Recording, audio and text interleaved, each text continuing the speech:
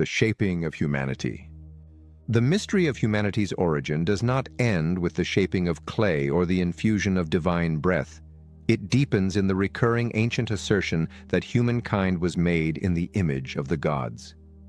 This phrase, echoed in Genesis, Sumerian hymns, and Egyptian temple inscriptions, carries far more weight than a metaphor for likeness.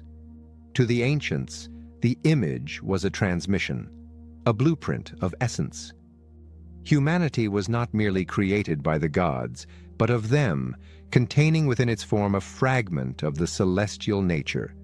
The idea of hybridization, of a being that bridges heaven and earth, lies at the center of this tradition.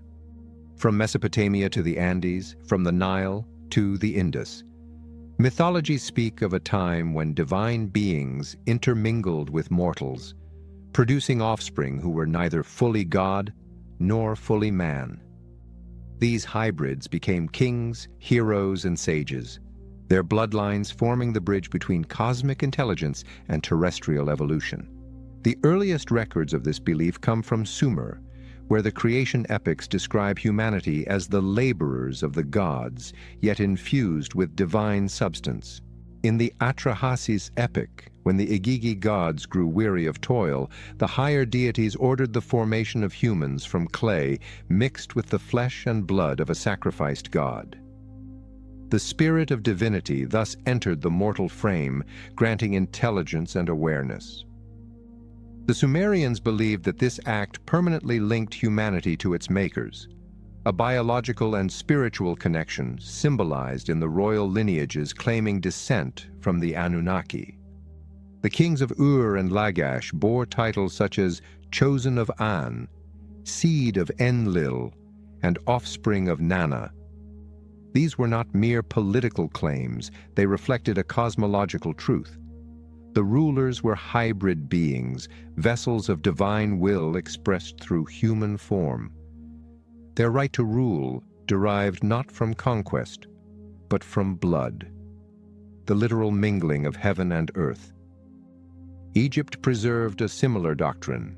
The pharaoh was not merely a man elevated to kingship, but a living god, the Ka of Horus incarnate. The texts of the Old Kingdom describe the birth of pharaohs as the union of a mortal queen and a divine father, often Ra or Amun, who took human shape to beget his son. This motif of sacred conception, far from unique, appears in dozens of cultures. In Greece, Zeus descends to impregnate mortal women, fathering demigods like Heracles and Perseus. In India, the avatars of Vishnu are born through human wombs. Even in Mesoamerica, Quetzalcoatl and Kukulkan are said to have appeared as radiant men of divine origin, teaching and ruling before returning to the heavens. The pattern is unmistakable. Humanity's most exceptional figures, its kings and culture bringers, were remembered as products of hybrid ancestry, the result of a deliberate crossing between higher intelligence and earthly vessel. Beneath the mythic embellishments lies a consistent theme of genetic intervention.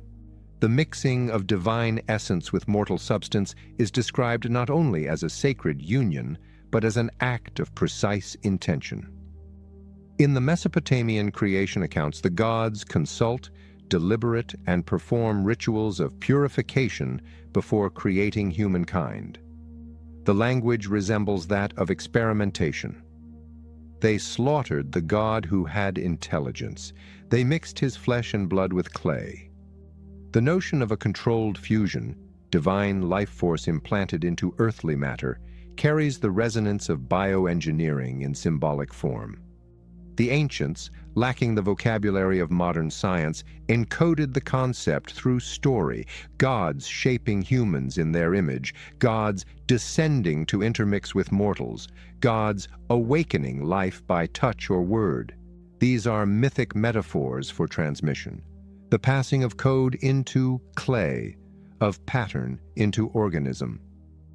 To be in the image of the gods also implied consciousness.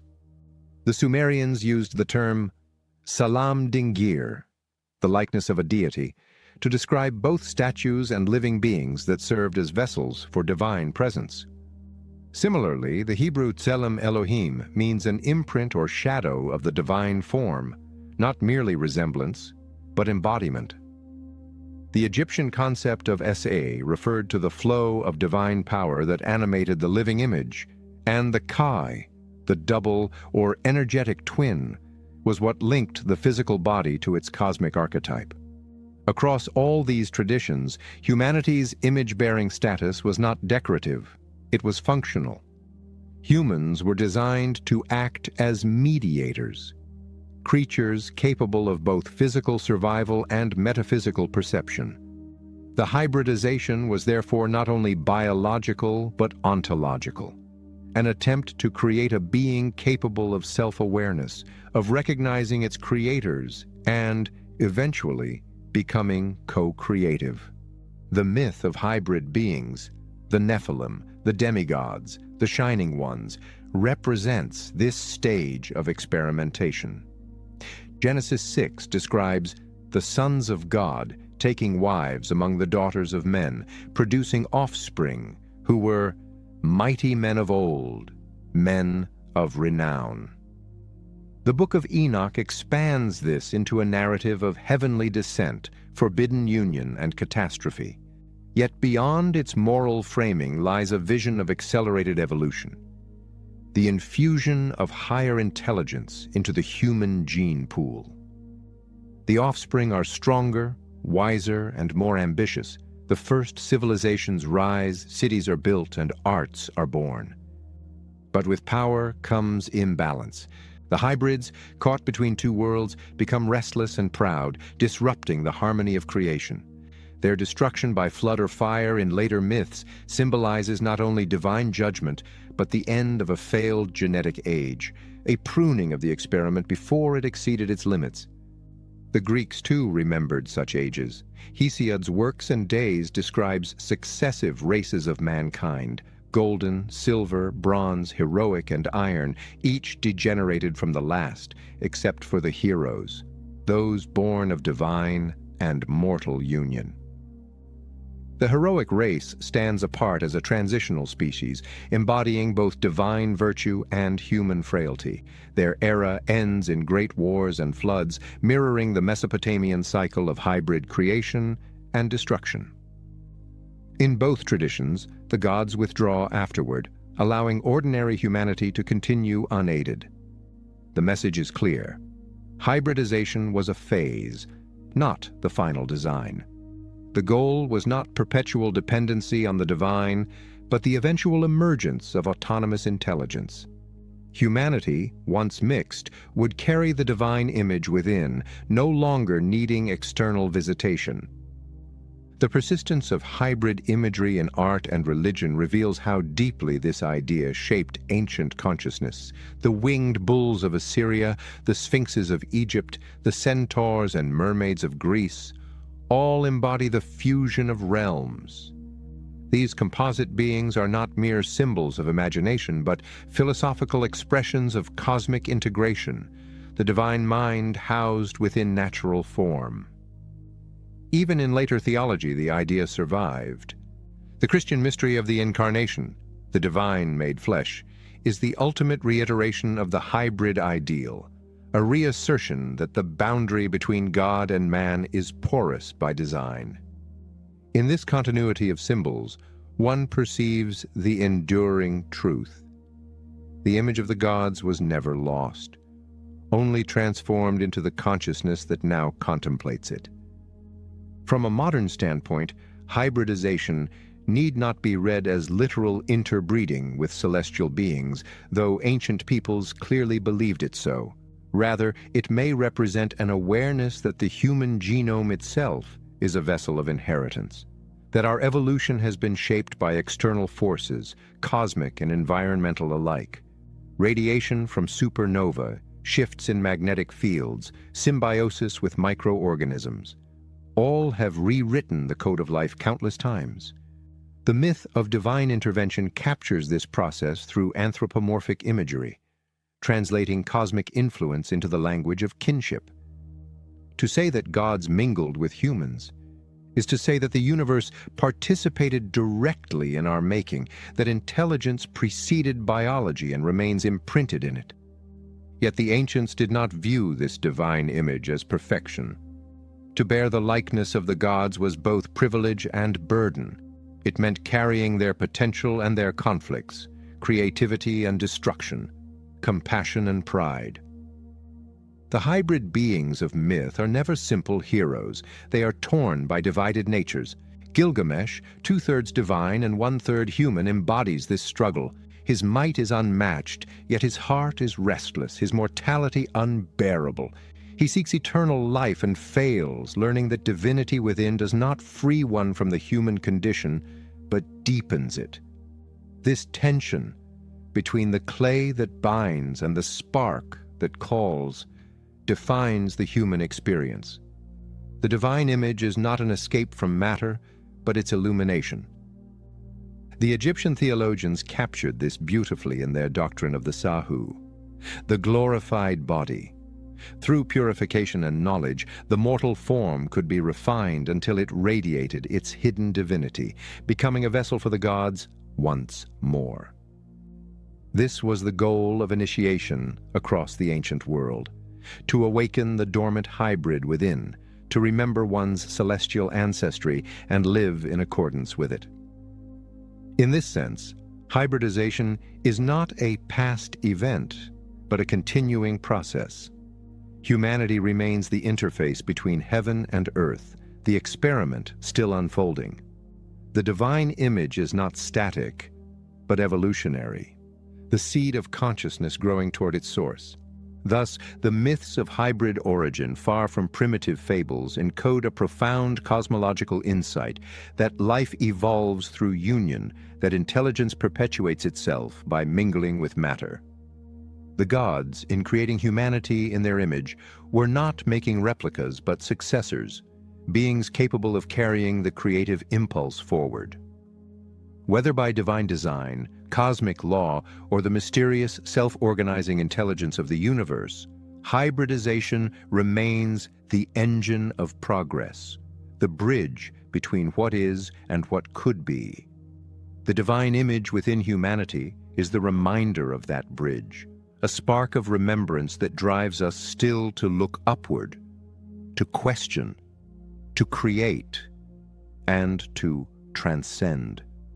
In the ancient narratives, after the first act of hybridization, creation did not proceed unattended. The new race of beings, conscious yet unstable, divine yet mortal, required observation. The gods, wary of their experiment's volatility, appointed overseers to guide, regulate, and intervene where necessary. These entities appear in the oldest mythologies under many names: the Watchers, the Apkallu, the Neteru, the Devas, the Shining Ones. Their purpose was to maintain balance within the genetic and spiritual evolution of humankind, to ensure that the divine spark, once kindled, did not consume its vessel. The idea of divine supervision reflects a profound intuition about nature's self-regulating intelligence, that creation does not abandon its offspring, but monitors and corrects them, just as DNA copies itself with proofreaders and repair enzymes to prevent mutation from spiraling into chaos. The Watchers, in mythic terms, are the universe's guardians of coherence, the cosmic editors of life's unfolding text. In Mesopotamian tradition, the Apkallu, 7 sages born from the subterranean Abzu, served as intermediaries between gods and men during the earliest ages of civilization. They were described as beings of radiant wisdom, half human and half divine, emerging from the waters to teach writing, law, agriculture, and architecture. Their task was to establish order and preserve knowledge across cycles of destruction. When the flood came, they retreated to the depths, later re-emerging as the spirits who guided priests and kings. The Akkadian word Apkallu derives from Abku, meaning deep wisdom, literally, those of the deep. This duality, born of earth and heaven, present yet hidden, defines the Watchers' function across myth. They operate at the threshold, ensuring that the balance between innovation and corruption remains intact. The Hebrew Book of Enoch transforms these same beings into the Ayer, the Watchers who kept not their first estate. Originally sent to observe humanity and guide its progress, they succumbed to fascination with the creatures they tended. Descending to earth, they interbred with mortals, teaching arts and sciences beyond the appointed time. The consequence was chaos, the birth of giants and the corruption of natural order. Yet even in their rebellion, the Watchers fulfill a paradoxical role. They accelerate human knowledge, bridging divine and mortal domains, while simultaneously triggering the purgative cataclysms, flood, fire, dispersion, that restore equilibrium. They are both teachers and transgressors, their oversight inseparable from intervention. This ambiguity mirrors the dual role of regulation in nature itself, oversight that occasionally mutates into experimentation, yielding evolution through error. The Egyptians expressed this concept through the Neteru, divine intelligences who maintained the functions of creation. Each Neter governed a specific aspect of life: fertility, justice, speech, architecture, cosmic order. They were not remote gods, but principles, forces of correction and calibration. Thoth, the scribe of the gods, recorded every event in the cosmic ledger, ensuring that Mayat, truth and balance, remained unbroken. The Neteru were not only guardians of morality, but custodians of design, preserving the original pattern through ritual and mathematics. Their temples were genetic memory made stone, blueprints of harmony intended to resonate with the architecture of the heavens. In this way, the Egyptian pantheon can be seen as an allegory for a living system of oversight, a network of divine principles ensuring the fidelity of creation's code. The idea of celestial supervision also appears in Indian and Persian cosmologies. The Vedic devas and rishis observe humanity, guiding evolution through the cycles of yugas. They intervene at turning points, incarnating to restore dharma when chaos overwhelms order. Similarly, in Zoroastrian tradition, the Ameshaspentas, immortal holy ones, act as guardians of creation, each overseeing an aspect of existence, from fire to metal to the human soul. These beings are not mere deities, but functional archetypes of cosmic law, embodying the principle that creation requires stewardship. Without oversight, entropy would dissolve structure. Without correction, intelligence would devour itself. The Watchers, in all their forms, represent the sacred equilibrium that allows life to refine itself through experience, rather than collapse into disorder. From a symbolic standpoint, the Watchers also embody humanity's developing conscience, the internalization of divine observation. Early humans, newly self-aware, experienced the sensation of being watched, not by physical eyes, but by moral awareness itself. The Watcher within is the awakening of self-reflection, the capacity to judge one's actions in light of higher principle. This transformation, from external supervision to internal guidance, marks one of the most profound shifts in consciousness. Myths of the Watcher's descent and punishment encode this transition. What was once external becomes internalized. The gods no longer hover above. They awaken within. The oversight continues, but now as conscience, intuition, and the invisible laws of equilibrium written into the psyche. Still, the theme of rebellion persists because the experiment of humanity was never meant to remain static.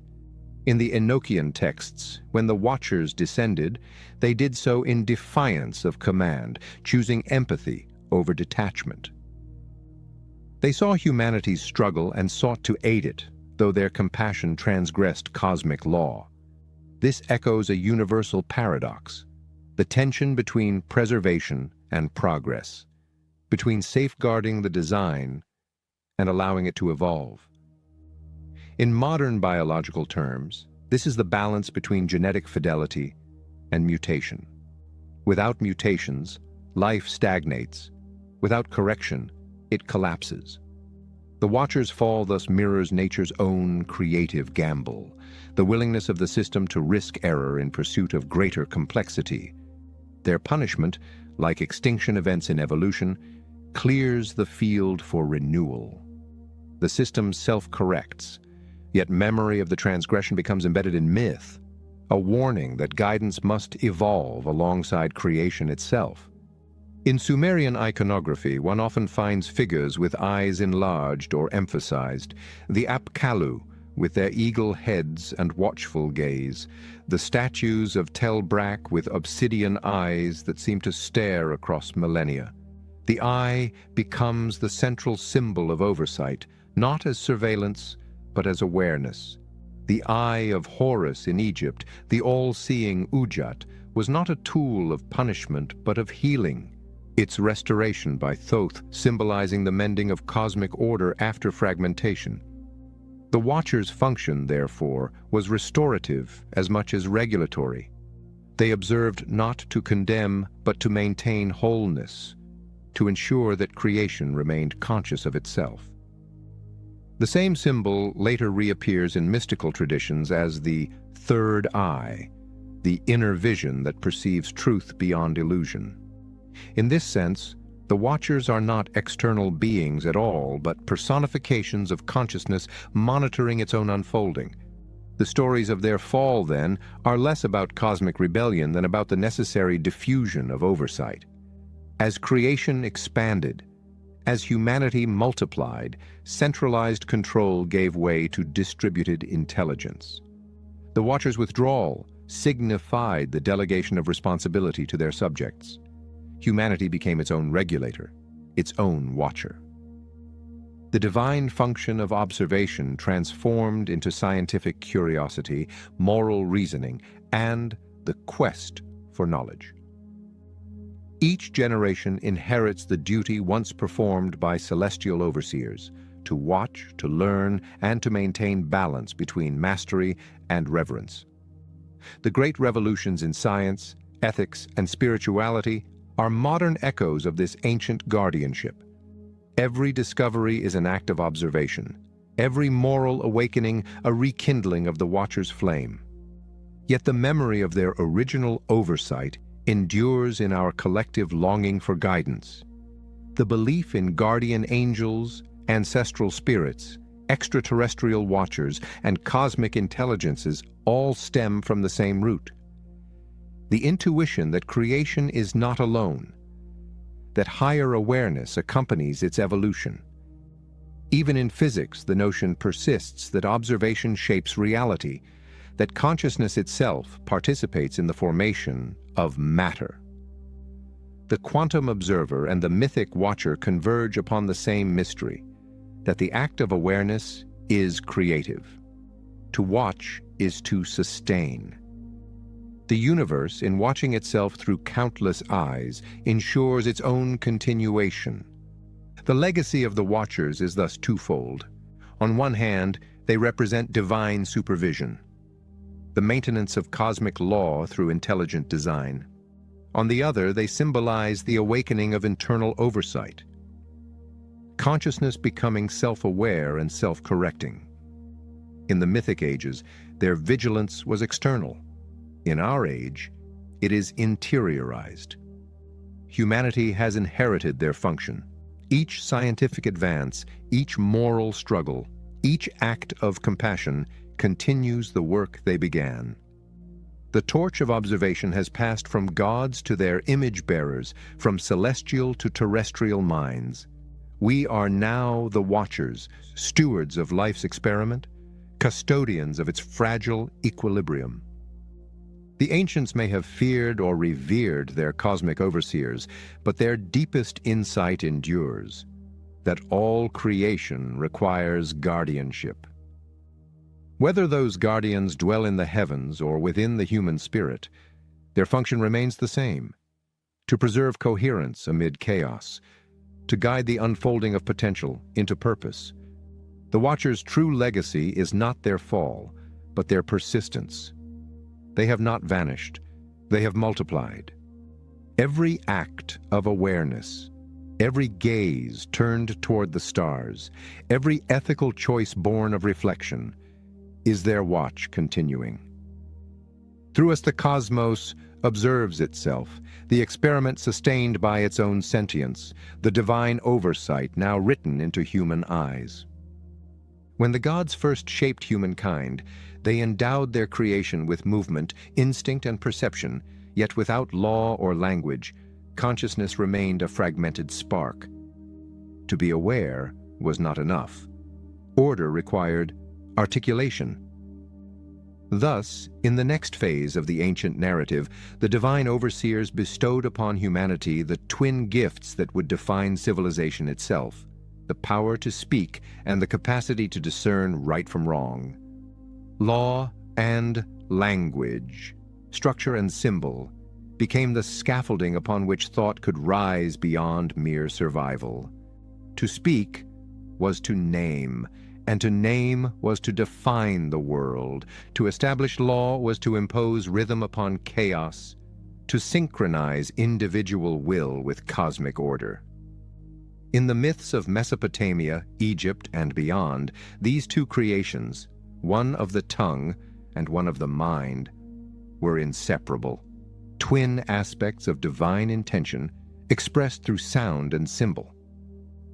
The Sumerians believed that language originated in the city of Eridu, the first city built by the hands of the gods.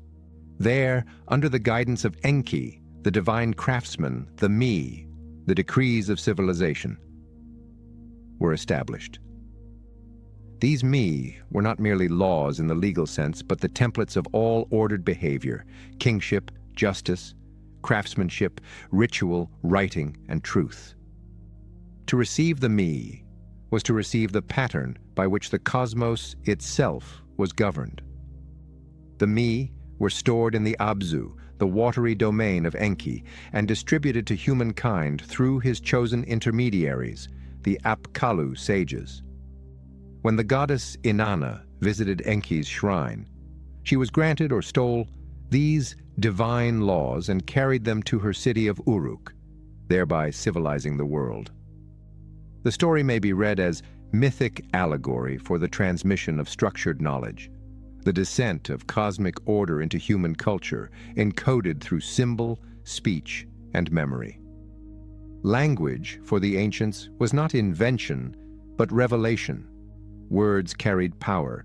Sound created reality.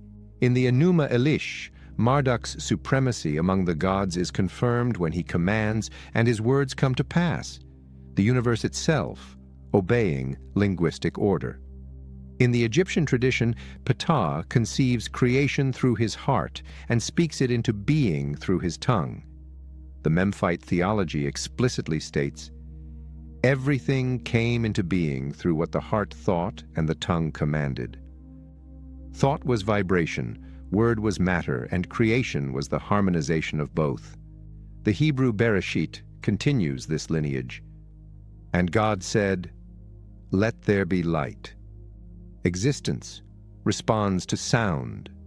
Law begins with voice. The spoken word, therefore, is both linguistic and legislative. It establishes boundary, relationship, and accountability. To speak is to summon order, to cast sound against the void, and name it good. The creation of law followed naturally, for with awareness came the potential for imbalance. The same freedom that allowed thought also permitted transgression. The ancients understood this intuitively. Knowledge without structure leads to ruin. Thus, the gods, or their human representatives, introduced law not as oppression but as alignment, a codification of cosmic balance in social form. The Sumerian code of Ur-Nammu, the Babylonian code of Hammurabi, and the Egyptian 42 laws of Ma'at, each claim divine origin. The god delivers, the king inscribes, the people obey. Law was revelation transcribed, sacred geometry in the domain of ethics. The stele of Hammurabi depicts the king receiving authority directly from Shamash, the solar god of justice, whose rays represent enlightenment. Similarly, the Egyptian pharaoh upheld Ma'at as both moral and cosmic principle, ensuring that the harmony of the heavens found reflection in the kingdom. Law was not merely social contract, it was metaphysical necessity, a continuation of the order first spoken into existence. The connection between language and law was further cemented through writing, the physicalization of speech. The Sumerians credited Enmerkar, king of Uruk, with inventing writing to communicate divine decrees across distance, thus transforming ephemeral sound into enduring sign. Writing allowed the spoken word to survive its utterance, preserving law across generations. Clay tablets became extensions of divine memory, the genetic code of civilization itself. The Egyptians carried this further, turning hieroglyphs into living symbols, each sign, both picture and word, imbued with magical potency. To write was to participate in divine creation, to fix vibration into form. The Book of Thoth was said to contain words so powerful they could command the elements, heal the sick, and raise the dead. Knowledge of language, therefore, was not passive literacy, but participation in the creative act. A sacred art reserved for initiates and scribes, those entrusted with maintaining the integrity of meaning. Language also carried the seeds of division. The Epic of Enmerkar and the Lord of Aratta recounts a time when all humans spoke a single tongue, and Enki, in his wisdom, confounded their speech to prevent unity from becoming arrogance. The story predates the biblical Tower of Babel, yet mirrors it precisely. Humanity's linguistic fragmentation as divine intervention to limit ambition. In both tales, speech becomes the medium through which freedom and humility are balanced. The multiplication of tongues ensured diversity, but also misunderstanding, forcing cooperation through translation, a metaphor for the necessity of empathy. Law, in turn, became the bridge across linguistic divides, a universal grammar of conduct compensating for the loss of shared speech. Through law, humanity re-established unity at a higher level, not the uniformity of words, but the harmony of principles. The Egyptian concept of Ma'at illustrates how law was not imposed but discovered. Ma'at was not created by gods or kings. It was the natural order of existence itself, truth, balance, and justice interwoven into the structure of the cosmos. To act against Ma'at was to act against reality. The role of ruler and priest alike was to interpret and maintain Ma'at through right speech, right action, and right governance. In this sense, morality and language were identical functions. To speak truthfully was to sustain the cosmos. The weighing of the heart in the afterlife, where one's heart was balanced against the feather of Ma'at, reflects this linguistic morality, the heart's testimony determining one's fate. Every word spoken in life was a fragment of law written upon the soul. In the Vedic tradition, a parallel concept appears in Urta, the cosmic order maintained through sound and ritual. The sacred hymns of the Rig Veda were not prayers in the modern sense, but resonances intended to uphold creation itself. The universe was sustained by Vak, the goddess of speech, whose syllables were said to generate worlds. Her 4 levels of expression, from unspoken vibration to articulated sound, mirrored the structure of reality, from potential to manifestation. Law, in this worldview, was not an external decree, but a resonance, harmony maintained through correct vibration. Misuse of sound, like misuse of power, could unbalance creation. Thus, priests guarded the precision of pronunciation as zealously as kings guarded the codex of law. The intertwining of law and language also marked the emergence of self-awareness. To name is to distinguish. To follow law is to choose. Together, these capacities define the human condition. The hybrid being of earlier myth, divine, yet animal, became fully human through articulation and obligation. Law externalized conscience, Language externalized thought. The gods, in giving these gifts, effectively transferred part of their oversight to humanity. The Watchers' gaze became linguistic, their authority legal. Once humanity could record, promise, and legislate, the divine experiment achieved autonomy. The gods could withdraw, knowing that the mechanisms of order were now internalized, encoded not only in stone and speech, but in the very structure of cognition. Yet both gifts carried their dangers. Language, capable of creation, could also deceive. Law, capable of justice, could ossify into tyranny. The myths of Babel, of fallen empires, of divine silence after hubris, all caution against imbalance. To speak falsely is to distort reality. To legislate unjustly is to mock divine order. The ancients understood that every system of order must remain flexible, capable of renewal. Hence, the ritual renewal of kingship, the periodic recitation of creation hymns, the rewriting of law codes, symbolic acts ensuring that the language of law remained alive, breathing in rhythm with cosmic cycles. Modern science, in its own idiom, recognizes the same principle. Information, whether genetic, linguistic, or moral, must be transmitted accurately yet adaptively. DNA encodes, corrects, and mutates. Language evolves through use and context. Law reforms through necessity. Each is a manifestation of the universe's tendency toward self-organization, order emerging from communication. The ancients, lacking our vocabulary, expressed this truth mythologically. Gods speaking creation, kings receiving law, scribes preserving balance. We express it today through the language of systems, feedback, and evolution. The essence is unchanged. Life sustains itself through dialogue, through codes that translate intention into structure. In the end, the creation of law and language marks the moment humanity became co-creator. To speak is to shape. To legislate is to align. To write is to preserve. The gods may have whispered the first words, but it is humanity that continues the sentence. Every poem, every constitution, every equation is an echo of that first utterance in Eridu, in Memphis, in the primordial garden, the sound that turned chaos into cosmos. Through language, we remember our origin. Through law, we honor its order.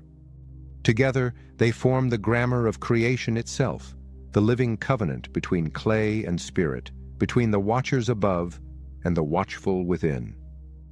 When the gods breathed awareness into humankind, they also introduced a paradox that would shape all future history: the awakening of moral consciousness. The gift of knowledge brought with it the burden of choice, and in that burden lay the beginning of sin. Myths across the world recognize this moment not as a fall, but as a divergence, a branching of the human spirit from its divine source. To know good and evil was to step beyond the innocence of instinct, to stand between obedience and rebellion. The ancients understood that this awakening was not punishment, but transformation. Humanity's moral genome had been activated. Just as the biological code determines the form of flesh, so the moral code would determine the evolution of the soul. In the earliest traditions, this transformation is symbolized through the motif of separation between gods and men, heaven and earth, creator and creation. Before the knowledge of opposites, all things were one.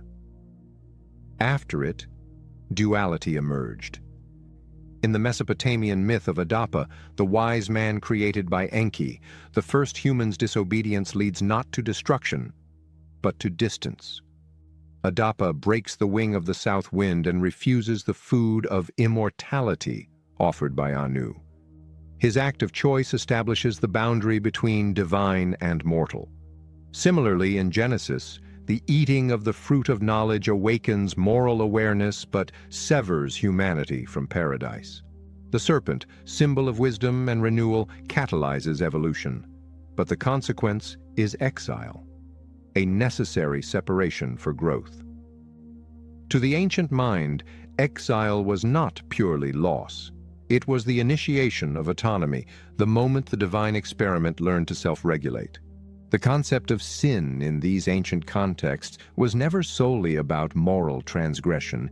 It was about imbalance, the misalignment of human intention with cosmic harmony. The Sumerian word gal-tu-la implied impurity or disorder.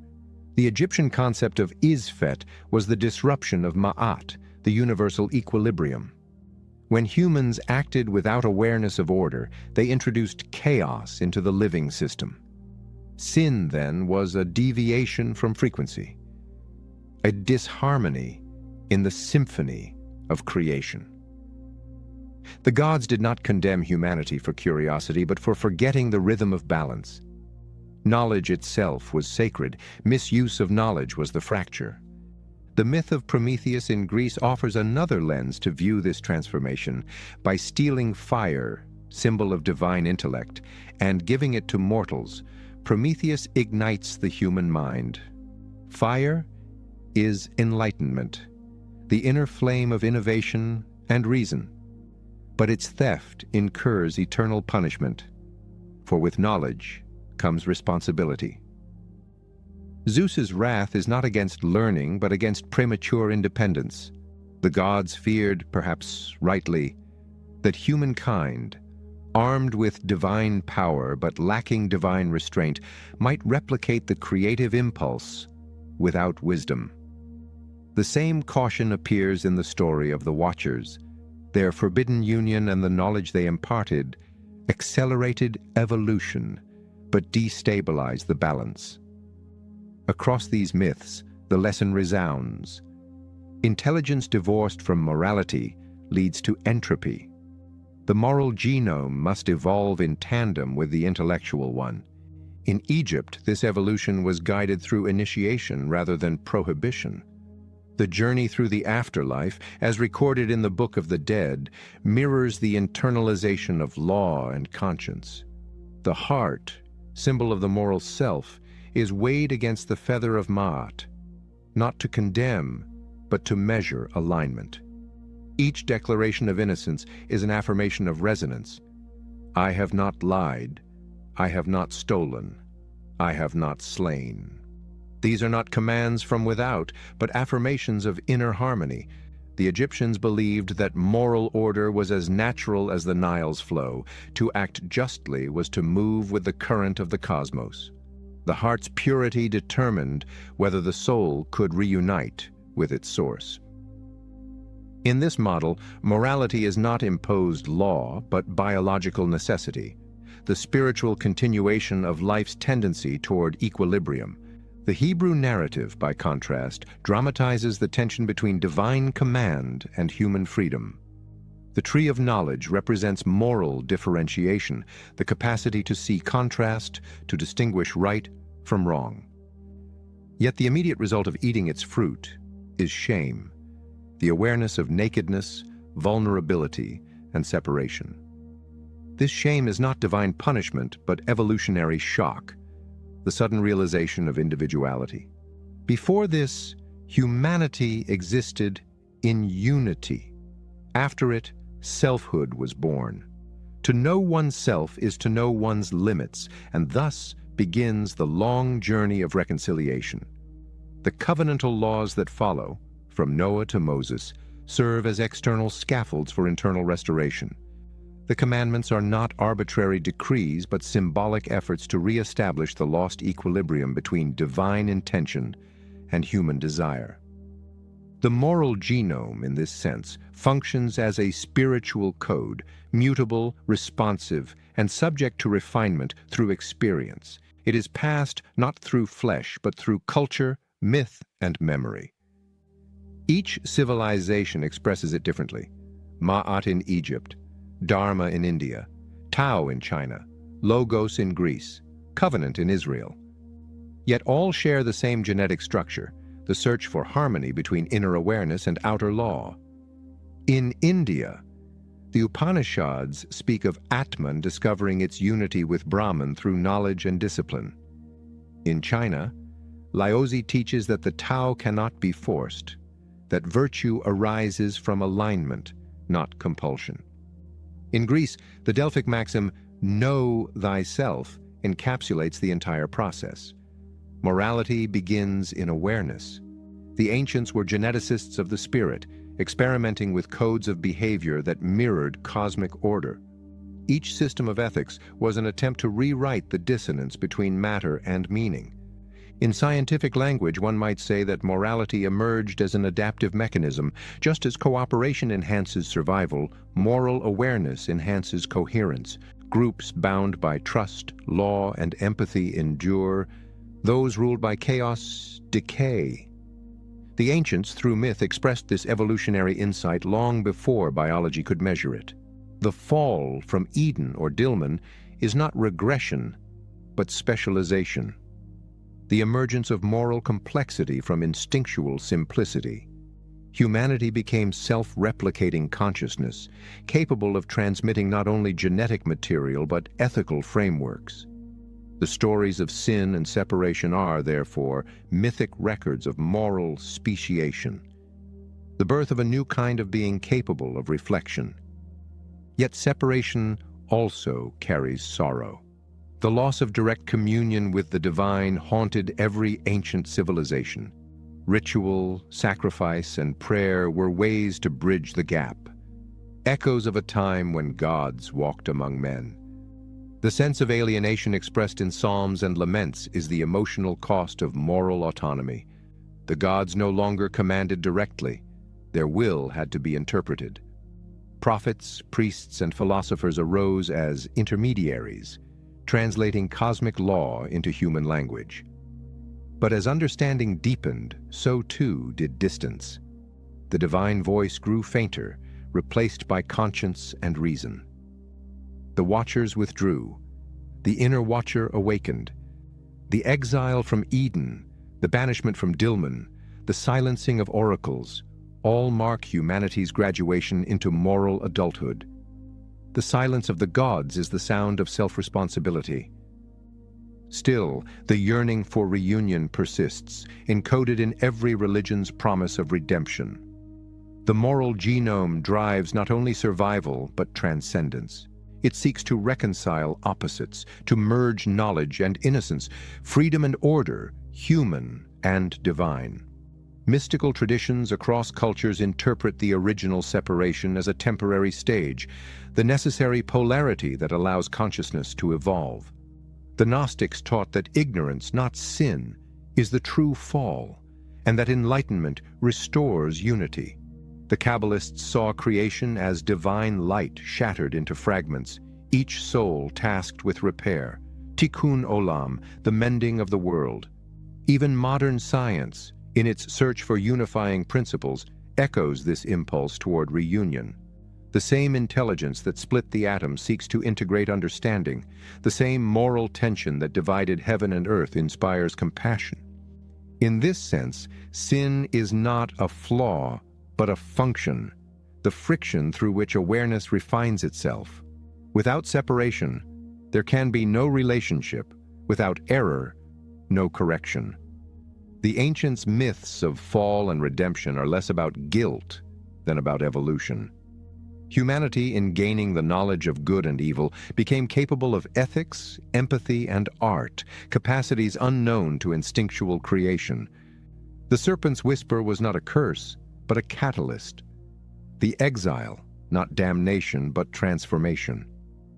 The gods, having set the experiment in motion, stepped back to let it unfold. The moral genome, once activated, would carry creation forward, learning through generations, remembering through myth, and evolving through choice. In the final analysis, the story of knowledge, sin, and separation is the story of consciousness learning to govern itself.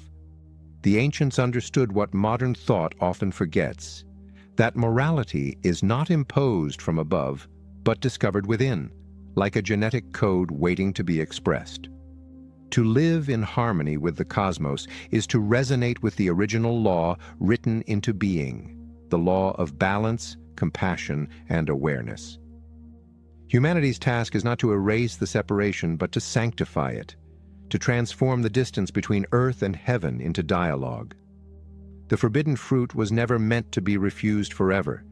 It was meant to be digested, integrated, and understood. Through it, the gods ensured that their creation would not remain a reflection, but become a mirror, conscious, accountable, and endlessly capable of becoming divine. Across continents and ages, three sacred narratives rise like distant harmonics of the same forgotten chord: the Hebrew Genesis, the Babylonian Enuma Elish, and the Mayan Popol Vuh.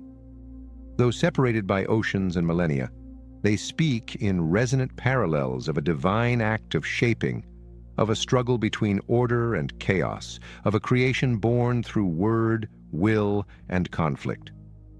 Beneath their cultural differences, they carry fragments of a single mythic memory, the record of humankind's awakening and separation from its makers.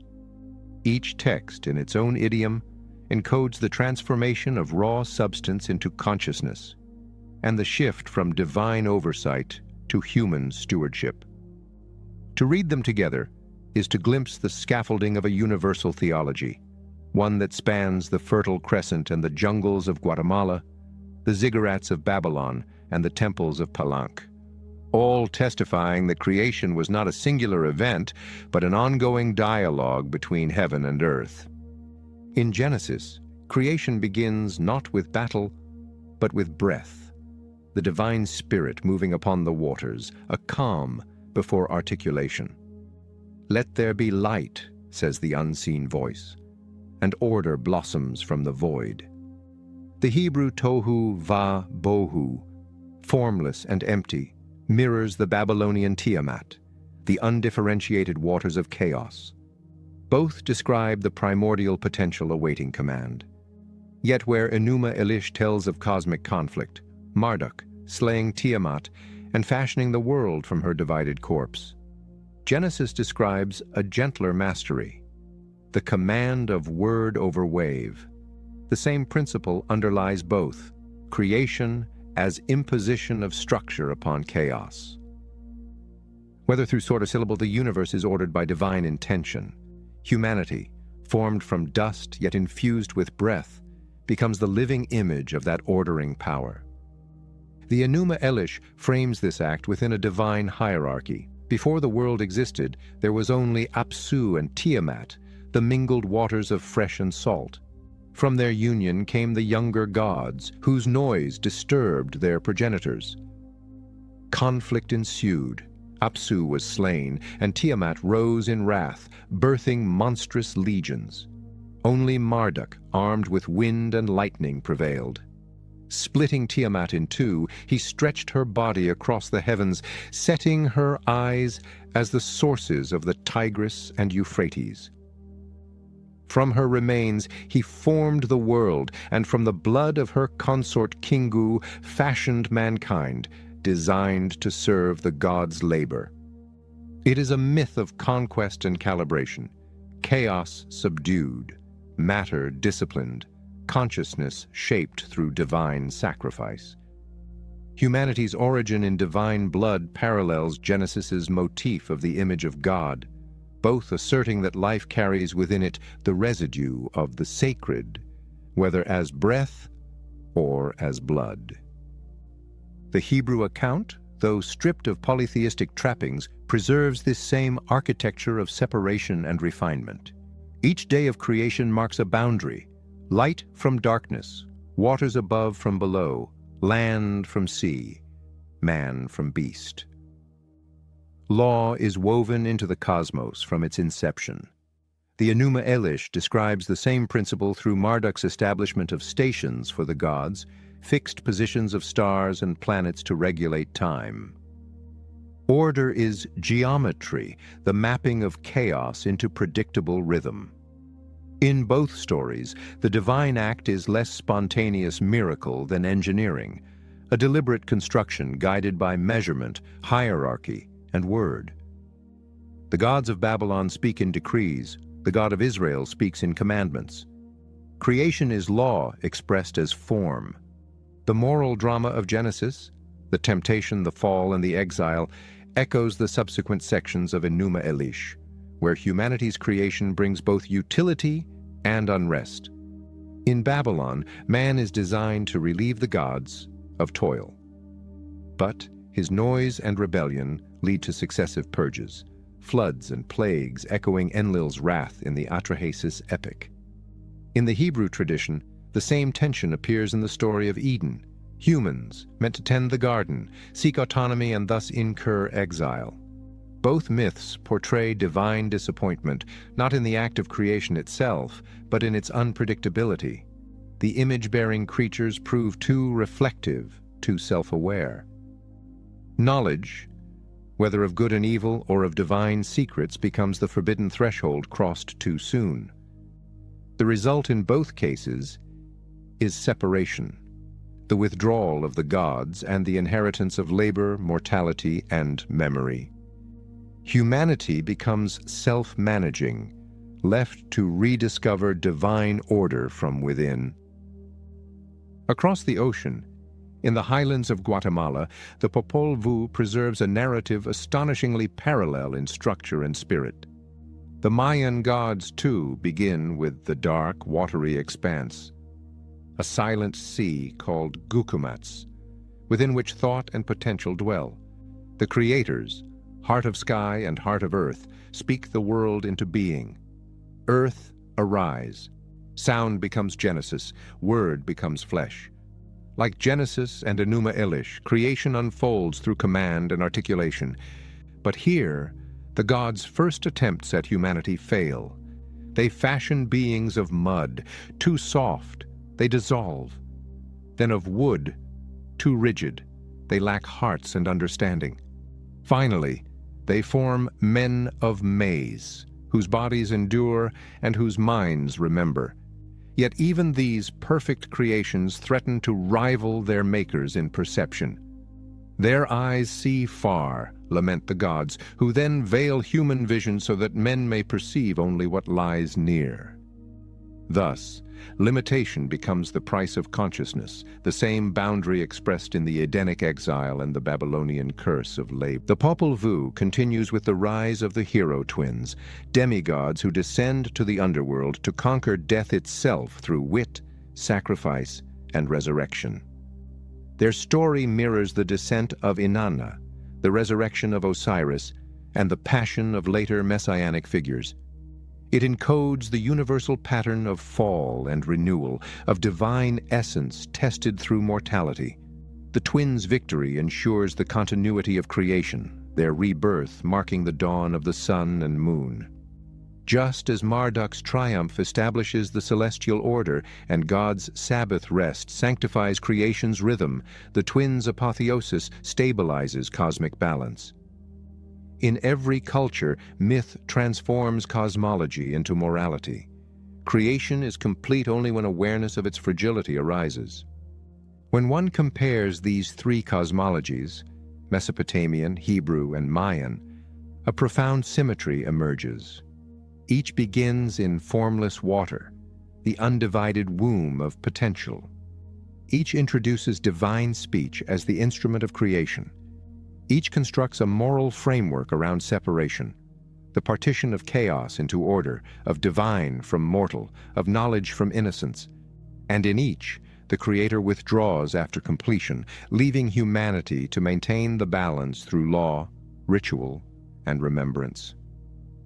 The gods do not remain to rule. They retreat to observe. Creation thus becomes a covenant of responsibility, a sacred trust between origin and offspring.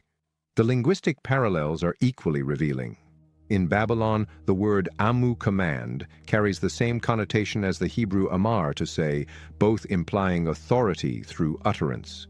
The Mayan term kushkaj, meaning heart of sky, denotes not emotion, but intelligence, the sentient core of the universe that thinks and speaks reality into form. This semantic unity across disparate tongues suggests a shared intuition, that sound and structure are the instruments of divine design. The word in all three traditions is both blueprint and breath, the medium through which the cosmos communicates itself. Even the moral dimensions align. In the Popol Vuh, the wooden men's failure stems from their inability to remember their creators, a transgression mirrored in the Israelites' warnings against forgetting God, and, in the Babylonians, emphasis on ritual remembrance. Forgetfulness, not disobedience, is the original sin of humanity. To forget is to sever connection. To remember is to renew covenant. The flood that destroys the wooden race in the Popol Vuh echoes the deluges of Atrahasis and Genesis, where water serves as both destruction and purification, the wiping of a corrupted slate for new beginnings. These recurring floods are not geological accidents, but metaphysical resets, rebalancing the moral genome of creation. The Enuma Elish ends with Marduk's ascension, his 50 names proclaimed, each an aspect of his authority. Genesis concludes its first act with God's rest, a declaration that order has reached equilibrium. The Popol Vuh closes with the rising of the sun, illumination as the final stage of becoming. Three endings, one meaning, the establishment of harmony after turmoil, of light after chaos. The cosmic battle, the moral test, and the creation of awareness are all phases of the same process. The gods fashion, humanity falters, and balance is restored through understanding. Modern scholarship often frames these similarities as cultural coincidence or archetypal convergence. Yet the depth of correspondence suggests something more profound, that these myths preserve a collective memory of humanity's transition from instinct to intellect, from creature to co-creator.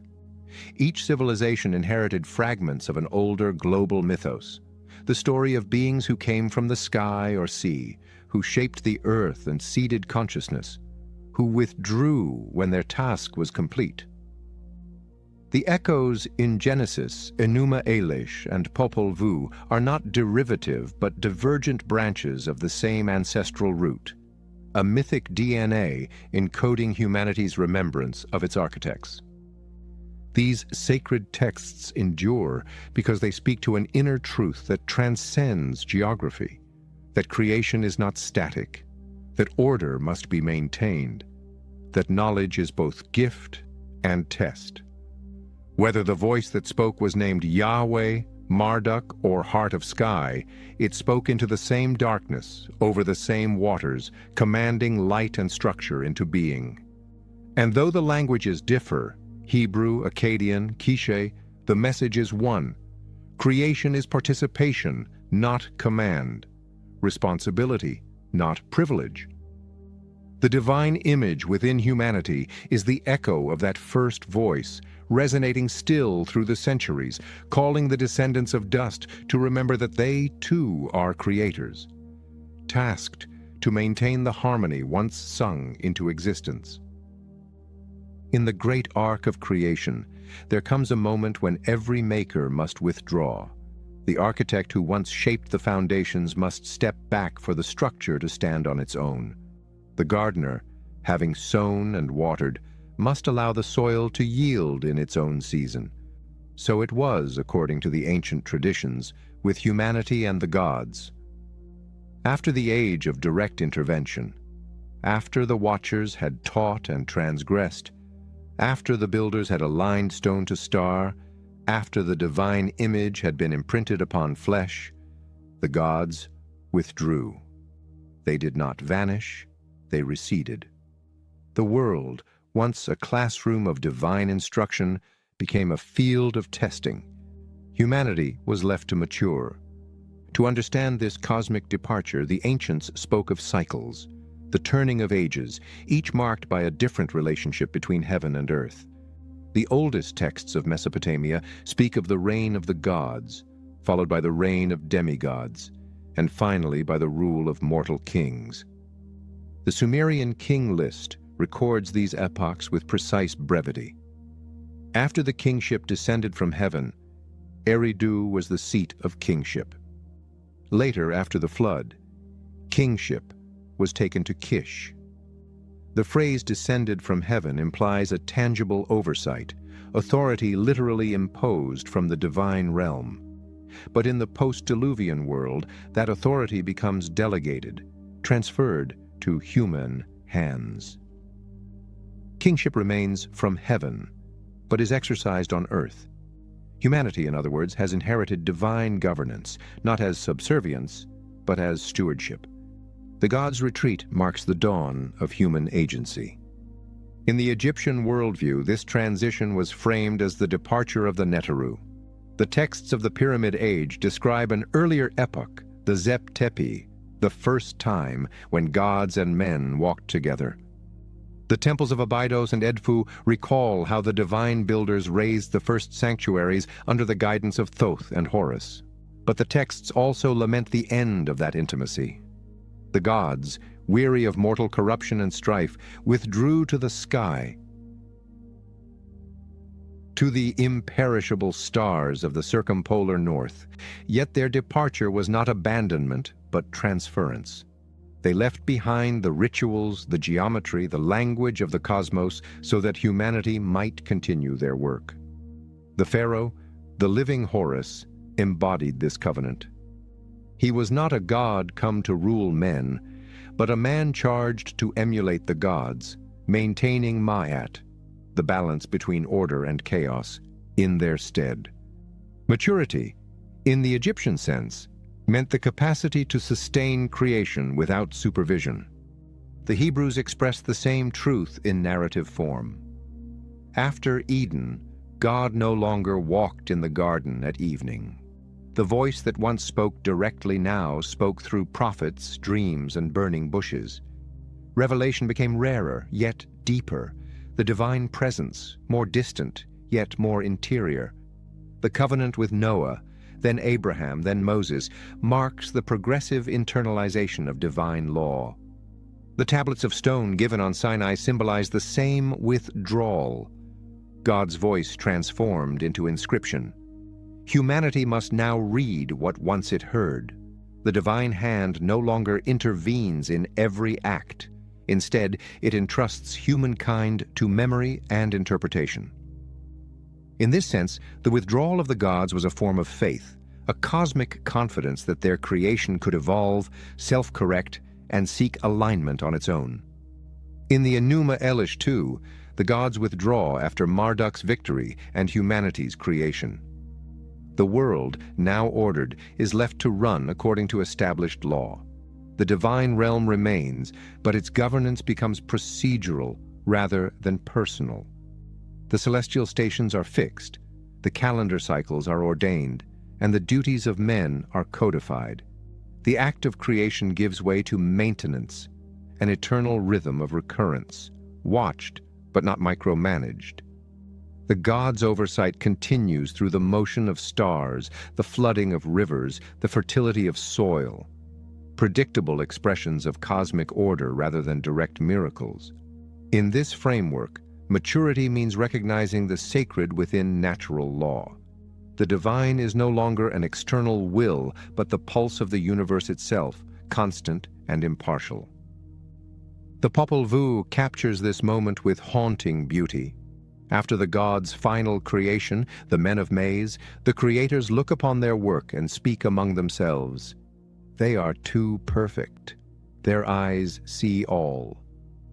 Let their sight be clouded so they see only what is near. In that act of limitation lies divine mercy. To see everything is to bear the weight of omniscience. To see only enough is to learn. The gods intentionally veil humanity's perception, introducing forgetfulness as a tool of growth. From that moment onward, mankind must rediscover what was once innate. Wisdom becomes the fruit of effort, not inheritance. The distance between man and God becomes the measure of evolution. The gods withdraw so that understanding can ripen. From a philosophical perspective, this withdrawal marks the transition from dependency to consciousness. In every mythic system, divine absence compels human responsibility. When the gods cease to command, humanity must interpret. When miracles fade, reason must awaken. The moral genome, once externally supervised, becomes self-regulating. The law written in stone must be rewritten in heart and mind. The prophets of Israel, the philosophers of Greece, the sages of India, all arise in the same axial moment, roughly between 800 and 400 BCE, when the age of myth gives way to the age of reflection.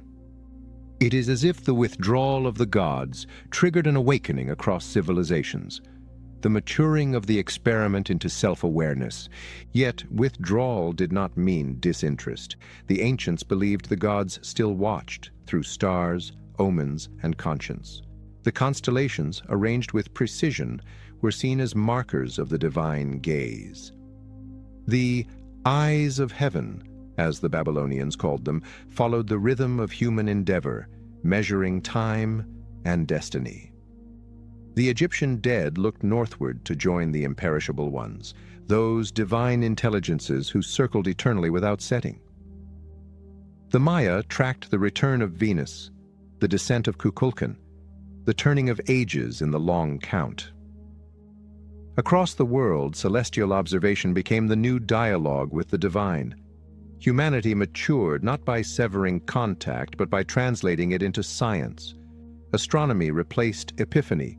Temple became observatory. Priest became mathematician. The gods had not vanished. They had become the laws of the cosmos, waiting to be rediscovered through reason. The myths of divine return, whether of Osiris resurrected, Quetzalcoatl reborn, or Christ ascending, all reflect humanity's yearning to rejoin its teachers. Yet in each story, the return is conditional. It comes when humanity is ready, when the heart is pure, when balance is restored. This is the essence of maturation. The gods do not return as rulers, but as reflections, as awakened consciousness within humankind. The Hermetic philosophers of late antiquity expressed this in a single axiom: as above, so below. The divine pattern is not lost, it is mirrored. The goal is no longer dependence on the gods, but identification with the divine mind. Nous, Atman, Logos, or simply awareness itself. Humanity must become what it once served, the conscious steward of creation. Modern thought echoes this mythic trajectory in secular form. Evolutionary biology describes a similar pattern of withdrawal and adaptation. Parental care among species diminishes as offspring gain self-sufficiency. Ecosystems evolve feedback mechanisms to regulate themselves without constant intervention. The cosmos, too, appears finely tuned to sustain itself. Stars birthing elements, elements forming life, life developing consciousness capable of observing its origins. The ancients expressed this same recognition through story. The gods, having infused the universe with law and intelligence, no longer need to interfere. The experiment has achieved autonomy.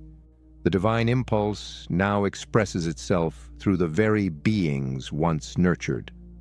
But maturity is not the end of relationship.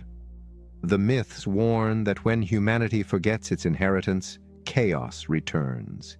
Every flood, every fall of empire, every apocalypse is a reminder that stewardship requires remembrance. The gods left humanity not to abandon, but to empower, and empowerment demands accountability. The sacred texts preserve this tension, freedom coupled with consequence, creation coupled with duty. The Hebrew prophets speak of covenant renewal. The Egyptian priests reenact the raising of Osiris. The Maya reset their calendars at the turn of the Baktun. Each act reaffirms the same truth, that maturity is cyclical, not absolute. Every age must relearn what was once known, rediscover balance, reawaken awe. In this light, the withdrawal of the gods was not silence, but invitation. By stepping back, they created space for human participation in the divine work.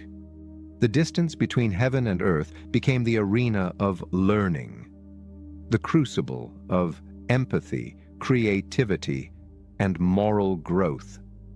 The gods ceased to be external authorities and became internal archetypes, voices within the human psyche calling toward higher order. The myths of guidance and testing, of exile and return, are all metaphors for this maturation process. Consciousness evolving toward cosmic adulthood. Thus, humanity stands as the unfinished project of the gods, the living continuation of their will. Our sciences trace the laws they set, our philosophies echo their wisdom. Our art reenacts their beauty. The gods did not leave us because we failed. They left because we succeeded in becoming self-sustaining. Their silence is not absence, but trust, a quiet assurance that their image within us will suffice. The experiment they began continues through our curiosity, our compassion, our endless search for meaning. To mature, then, is not to outgrow the divine, but to embody it, to become the voice that once spoke light into darkness. And perhaps, when the cycle turns again, when humanity itself creates and guides new worlds, we will understand fully why the gods withdrew, not as loss, but as the highest form of love. The builders of stone. The emergence of the first cities marks one of the most astonishing transitions in human history, a leap so vast, so abrupt, that it still puzzles archaeologists and philosophers alike. For hundreds of thousands of years, humanity lived in scattered bands, following herds, harvesting wild grains and painting the symbols of their cosmos upon cave walls. Then, almost overnight in geological terms, monumental architecture appeared, megaliths, temples, organized settlements, and the beginnings of urban life. This sudden transformation, occurring between 10,000 and 8,000 BCE, defies linear explanation. Agriculture had barely begun, metallurgy was unknown, yet humanity was erecting structures aligned to stars and solstices, carved with abstract symbols and mythic beasts. The leap from foraging chaos to architectural order seems too precise, too deliberate to have been accidental. It was as though some guiding hand, whether divine, celestial, or inherited from forgotten ancestors, imparted a pattern, the blueprint of civilization, long before the tools to sustain it existed. The landscape of this transformation stretches from the Anatolian highlands to the Fertile Crescent. In the limestone hills of southeastern Turkey, the site of Göbekli Tepe stands as the most eloquent witness. Buried for millennia beneath its own dust, its rediscovery in the late 20th century rewrote the prehistory of the world. There, beneath circular enclosures and towering T-shaped pillars, the evidence spoke clearly.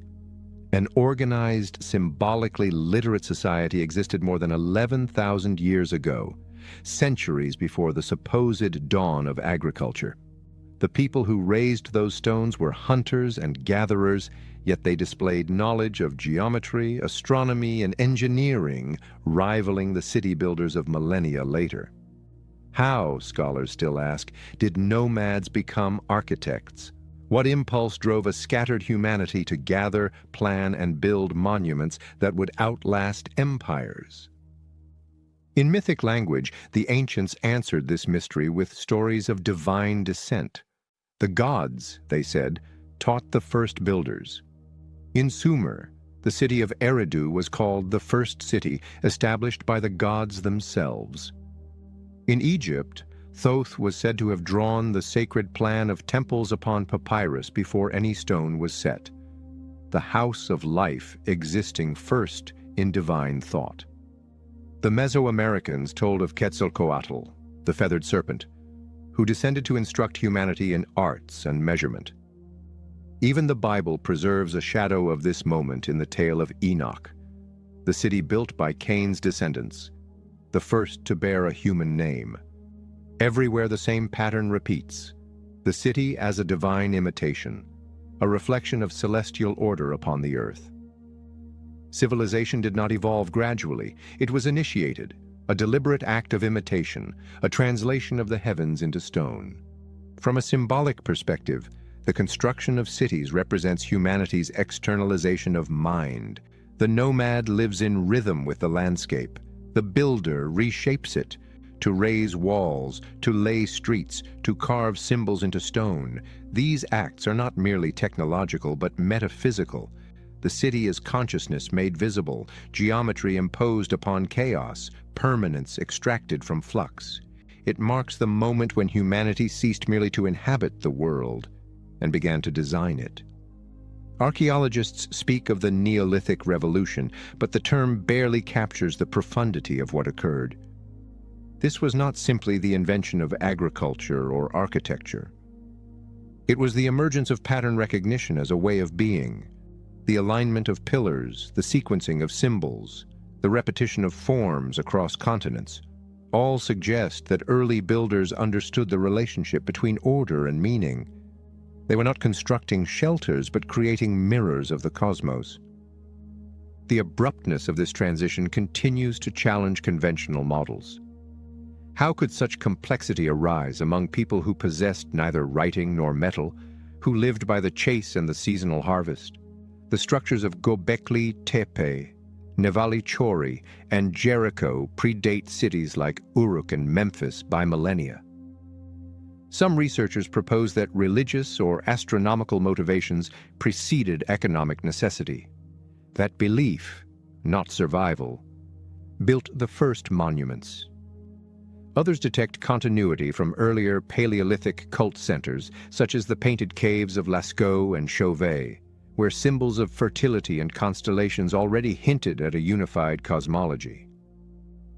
Perhaps the builders of the first cities were heirs to a much older lineage, custodians of knowledge transmitted through oral memory from an age now lost. The myths of the first time, the golden age, the era of the gods, may preserve dim recollections of a pre-cataclysmic civilization whose fragments resurfaced after the younger Dryas's end. Even the material evidence speaks of coordination beyond chance. The enclosures at Göbekli Tepe were designed with intentional symmetry. Twin central pillars surrounded by 12 peripheral stones, a pattern reminiscent of the zodiac. The carvings depict animals in symbolic arrangements: vultures, serpents, foxes, and cranes, creatures associated with constellations and celestial cycles. Some scholars have proposed that these represent star maps, sky calendars, encoded in mythic language. The effort required to construct them, hundreds of tons of stone moved, carved, and raised, implies a hierarchy, a priesthood of planners, and a labor force united by shared vision. But why? What compelled early humans to pour such energy into monuments that served no obvious utilitarian purpose? The answer may lie in psychology as much as archaeology. The builders sought stability, not just in their dwellings, but in their worldview. The city, with its walls and axes, its fixed orientation and measured space, was a model of cosmos, an attempt to re-establish order after the trauma of ages of chaos and climate upheaval. The myths confirm this connection between catastrophe and construction. In Mesopotamian tradition, the gods sent floods to erase corruption, after which the survivors were instructed to rebuild according to divine pattern. The Eridu Genesis speaks of Ziusudra, the flood hero, who preserved the seed of civilization, and upon his salvation was granted kingship, the divine right to build anew. In Egypt, the rebuilding of order after the flood of Nun was symbolized by the raising of the Benben stone, the primordial mound upon which light first shone. Every temple thereafter was a recreation of that act, architecture as remembrance of emergence. In Mesoamerica, the construction of pyramids commemorated the moment when the gods rebuilt the sun after the destruction of previous worlds. The act of building became an act of renewal, the physical expression of rebirth. To lay the first stone was to declare, "The world endures." The leap from chaos to city, then, was not an accident of progress, but a rite of restoration. Humanity, inheriting fragments of cosmic knowledge, sought to reimpose divine order upon the wounded earth. The builders of stone were not merely engineers, but initiates, continuing the work of the gods. Their monuments, rising from the dust, were votive offerings, attempts to re-establish the sacred covenant between heaven and earth.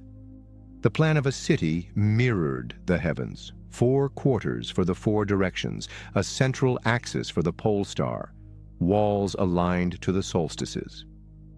Each settlement was a cosmogram, a diagram of the universe in miniature.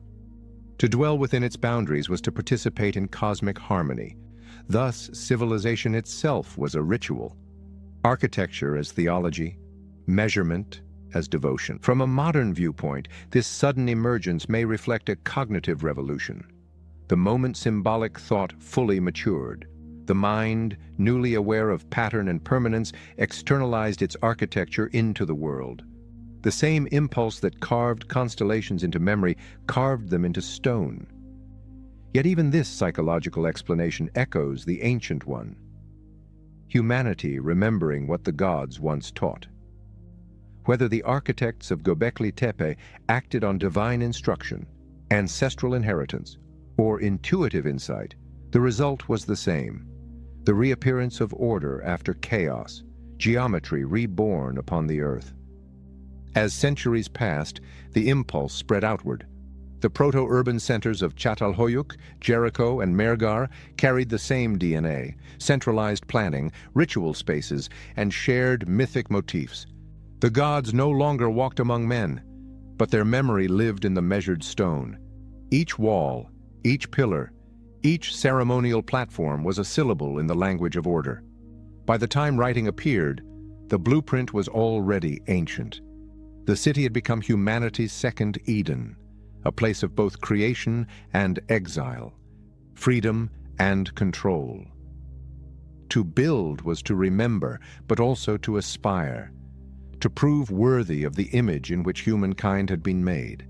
And so the leap that should not have been, the transformation from chaos to city, stands as one of the great enigmas of the human story. The archaeologist measures the stones. The myth remembers the meaning. Between them lies the truth, that civilization began not with the plow, but with the temple, not with hunger, but with wonder. The first builders raised monuments not to survive, but to signify, to inscribe eternity upon a transient earth. Their cities were prayers in stone, echoing the ancient promise that the divine pattern, once set in motion, would never fade. Out of chaos rose geometry. Out of fear, faith. Out of dust, destiny. The gods may have withdrawn, but through the builders of stone their design endured, awaiting rediscovery by those who would one day look upon the ruins and remember. Atop a limestone ridge overlooking the Harran Plain of southeastern Turkey lies the oldest known temple complex on Earth, Göbekli Tepe, the Potbelly Hill. To the untrained eye, it seems a tangle of stones and half-buried rings, but beneath its weathered surface hides a revelation. Before the Sumerians built ziggurats, before the Egyptians raised pyramids, before pottery or writing or even the plow, someone gathered there to carve, arrange, and align pillars weighing up to 16 tons. Dated to around 9,600 BCE, Göbekli Tepe predates Stonehenge by 6 millennia and the cities of Uruk and Memphis by 7. Its builders were not supposed to exist. Hunter-gatherers without agriculture, metallurgy, or the wheel.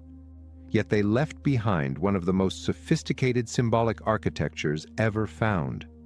It is as if an entire chapter of human history was written, erased, and then rediscovered in stone.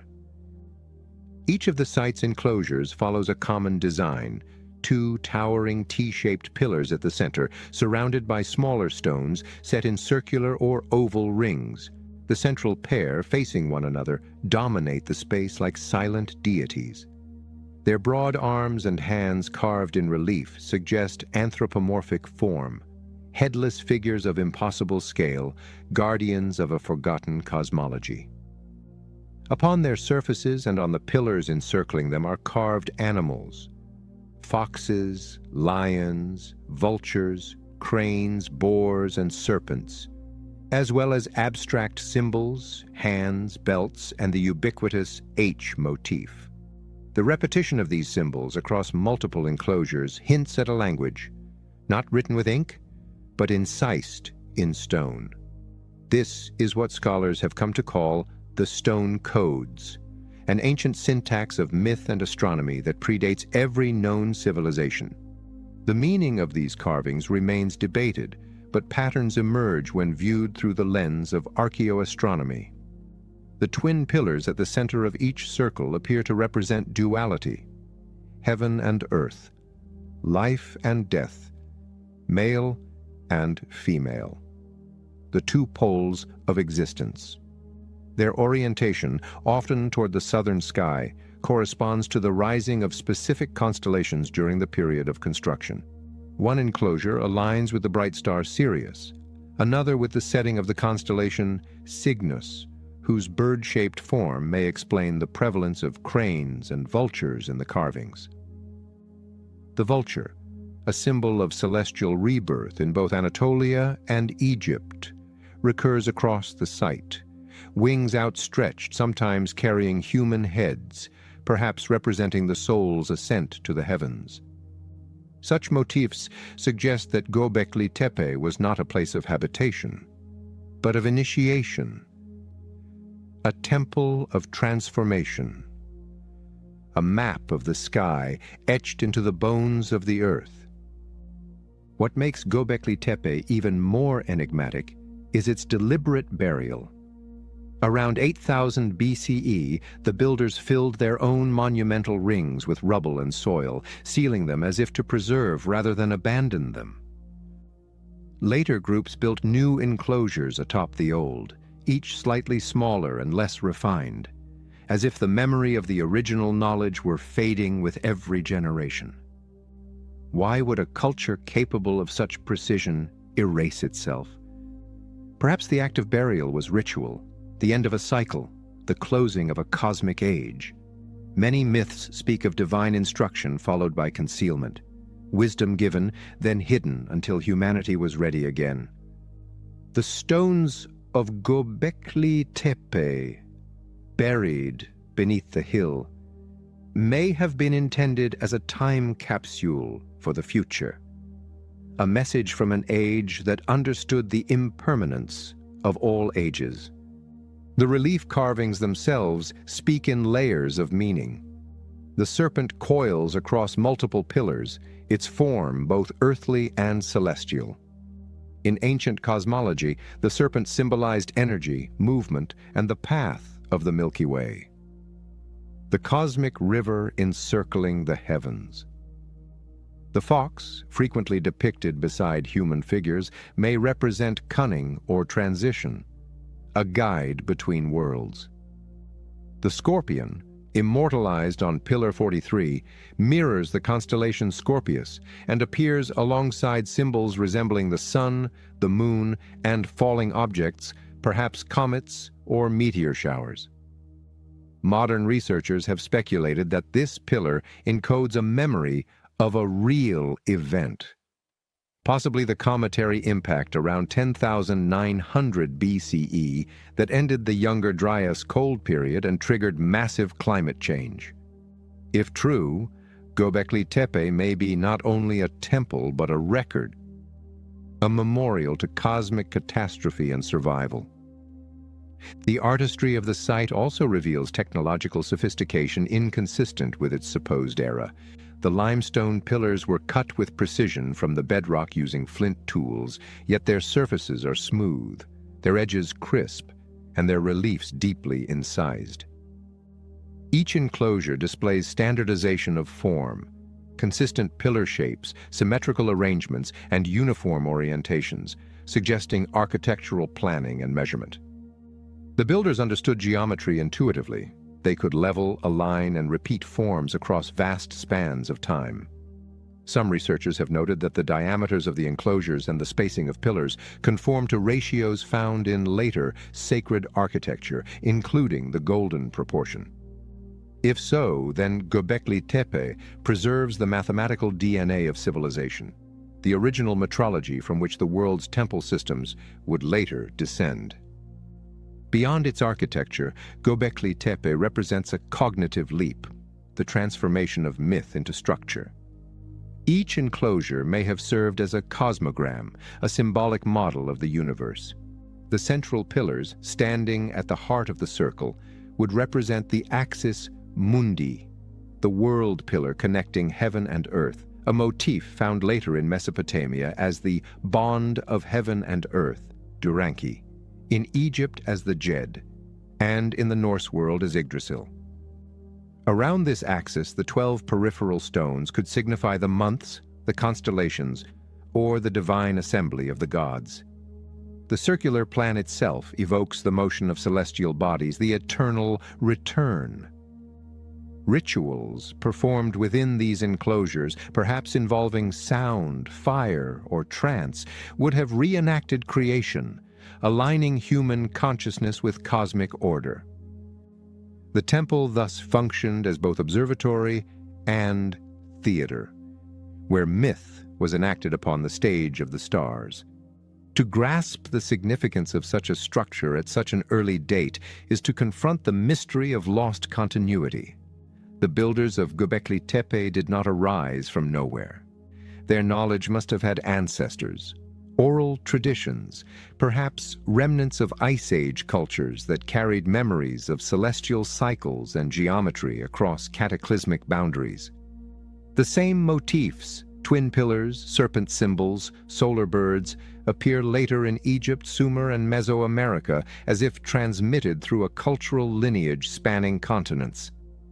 Even if we reject direct contact, the symbolic correspondence is too deep to ignore.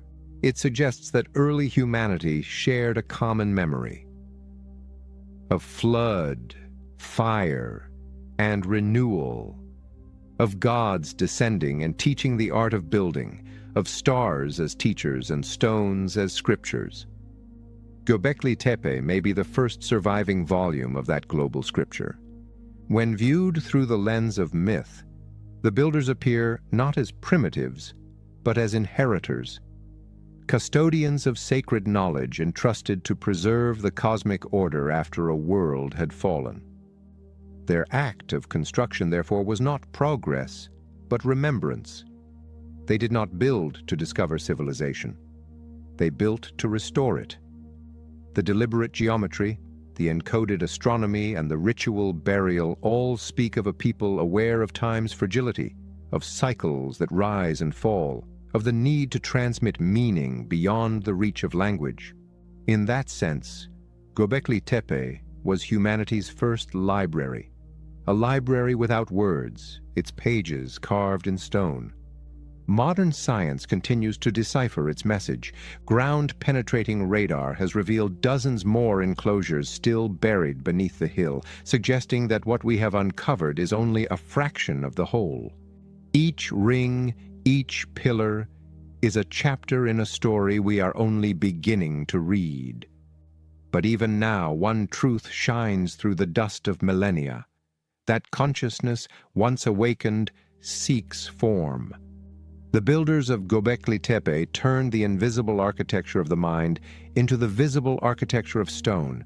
They encoded their myths, their memories, and their mathematics in forms so durable that even forgetting could not erase them. Perhaps that was their purpose all along, to ensure that when humanity once again reached the threshold of cosmic awareness, it would find in the stones a reflection of itself. The carvings, the alignments, the buried sanctuaries, all whisper the same message across 12,000 years. Remember. Remember the pattern. Remember the order. Remember that you are not merely the inheritors of civilization, but its architects, as those before you once were, and as those after you must be again. To measure is to understand. In the earliest ages of civilization, before letters recorded words, numbers recorded truth. The world's first scientists were not mathematicians in the modern sense, but priests, builders, and astronomers. Guardians of proportion who saw geometry not as abstraction, but as revelation. They believed the cosmos itself was built according to measure, that every form reflected an underlying harmony between heaven and earth. From the placement of temples to the layout of cities, from the height of a pillar to the span of a human arm, all was patterned according to laws both natural and divine. Thus was born metrology, the sacred science of measurement, the invisible architecture beneath every monument, every pyramid, every stone circle. To understand the ancients, one must think not in words but in ratios. In the dawn of architecture, measurement was inseparable from meaning. The earliest temples were not only places of worship, but instruments of calibration, aligning the rhythms of human life with the pulse of the cosmos. The builders of Göbekli Tepe, Stonehenge, and Nabta Playa understood this intuitively. Their circles and sightlines encoded solar and stellar cycles, transforming geometry into ceremony. Later, in Egypt and Mesopotamia, this principle evolved into formal systems, units of length, volume, and time that mirrored cosmic proportions. To measure a temple's wall was to echo the measure of the world. The cubit, the royal cubit of Egypt, became the most famous of these. But it was only one expression of a far older and more universal principle, that the human form itself is the key to the universe. The Egyptian cubit, derived from the distance between the elbow and the tip of the middle finger, embodied the belief that humanity was made in the image of divine order. The body, proportioned in 7 palms of 4 fingers each, reflected the structure of the cosmos. 7 heavens, 4 quarters, 12 divisions of time. The temple, in turn, was the body of the god, measured according to the same proportions as the human body and the celestial sphere. The cubit was thus more than a tool of construction. It was a bridge between matter and meaning. The priests of Heliopolis and Memphis guarded its calibration with ritual precision, maintaining golden and granite cubit rods in the temple archives. To deviate from its standard was to violate cosmic harmony. But the Egyptian cubit was not unique. Across the ancient world, equivalent measures emerged with astonishing correspondence. In Mesopotamia, the kus approximated the same length. In the Indus Valley, standardized brick dimensions followed ratios identical to those of Egypt's temple plans. Even in the British Isles, the megalithic yard, identified by researcher Alexander Thom, shows a near match to the sacred cubit, suggesting either diffusion from a common source or a shared intuitive geometry rooted in natural constants. The same ratios appear in the Great Pyramid, in the Parthenon, and in Mayan and Incan architecture half a world away. Such consistency cannot be coincidence. It suggests that ancient builders everywhere were guided by an archetypal measure, a universal cubit woven into the fabric of the cosmos itself. Modern researchers have noted curious mathematical correspondences embedded in ancient structures.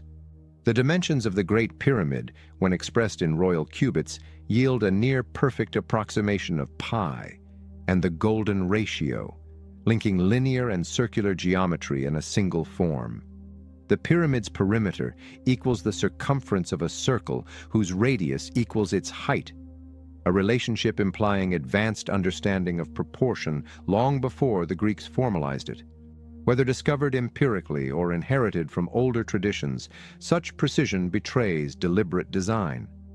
The same pattern appears in Mesopotamian ziggurats, whose stepped geometry encodes the harmonic ratios of music, 1:2, 2:3, 3:4, as if architecture itself were a frozen symphony. For the ancients, the temple was not built to house the gods, but to resonate with them. In sacred metrology, every measure corresponded to a frequency, every ratio to a tone. The cubit was a wavelength of cosmic harmony, linking human endeavor to divine rhythm. When the priests of Egypt performed rituals at dawn, they did so in chambers proportioned to amplify the spoken word, their chants vibrating in frequencies that mirrored astronomical cycles. The temple thus became an instrument, a harmonic resonator tuned to the stars.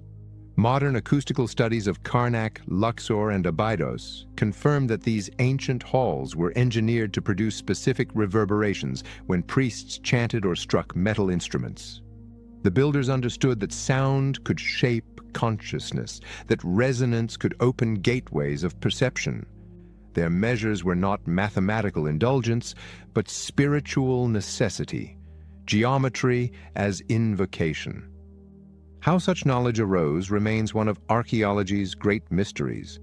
Traditional narratives suggest incremental development, trial, error, and transmission through generations. Yet the sudden appearance of complex geometry and standardized measure in early civilizations suggests inheritance rather than invention. The builders of Egypt and Sumer credited their wisdom to divine or semi-divine figures.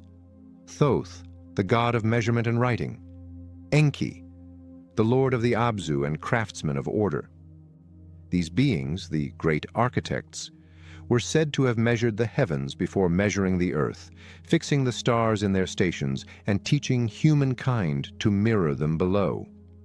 The Hermetic corpus, written millennia later but echoing ancient thought, summarizes the principle succinctly: as above, so below. Metrology was the practical expression of that axiom, a way of imprinting cosmic geometry onto terrestrial form. Even in myth, the act of measurement marks the moment of creation. In the Babylonian Enuma Elish, Marduk divides the body of Tiamat and measures the heavens, assigning the stars to their paths. In Genesis, God separates light from darkness, waters from dry land, acts of division, proportion, and order. The Vedic texts speak of Vishvakarman, the All-Maker, who measures out the universe with his golden cord.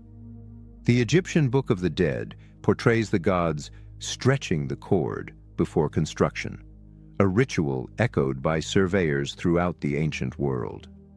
To measure was to reenact creation, to repeat the original act of divine calibration. Every temple cornerstone laid with rope and rod was a microcosmic reflection of the universe being brought into form. As time passed, the sacred nature of measurement faded into practicality, but its echoes persisted. The cubit evolved into the foot, the inch, and the meter. The priest became the architect, the astronomer, and eventually the engineer. Yet, the underlying principle, that proportion reveals truth, never disappeared.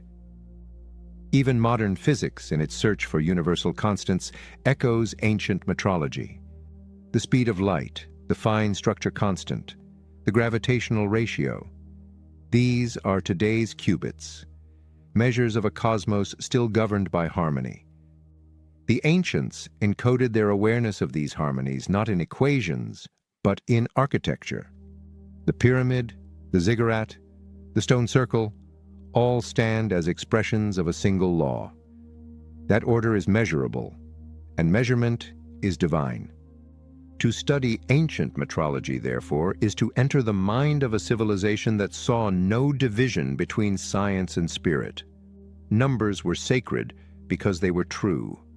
The ratio of 1 to the square root of 2, or the golden section 1 to 1.618, were not arbitrary discoveries, but revelations of cosmic structure. The architects of antiquity did not calculate, they contemplated. Each line drawn, each stone set, was an act of remembrance, a gesture toward the geometry that sustains existence. When the Egyptian scribe inscribed a cubit upon papyrus, when the Sumerian priest surveyed a temple's foundation with cord and stake, They were not merely measuring the earth. They were aligning it with the heavens. Even now, in the ruins of their temples, that alignment endures. The cubit, the meter, the wavelength, all remain expressions of the same eternal impulse to understand through proportion. Humanity, in inheriting this legacy, continues the ancient dialogue between mind and matter.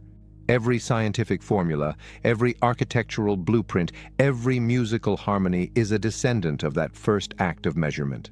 The universal cubit, whether carved in granite or encoded in light, is the thread that connects the builders of stone to the scientists of stars.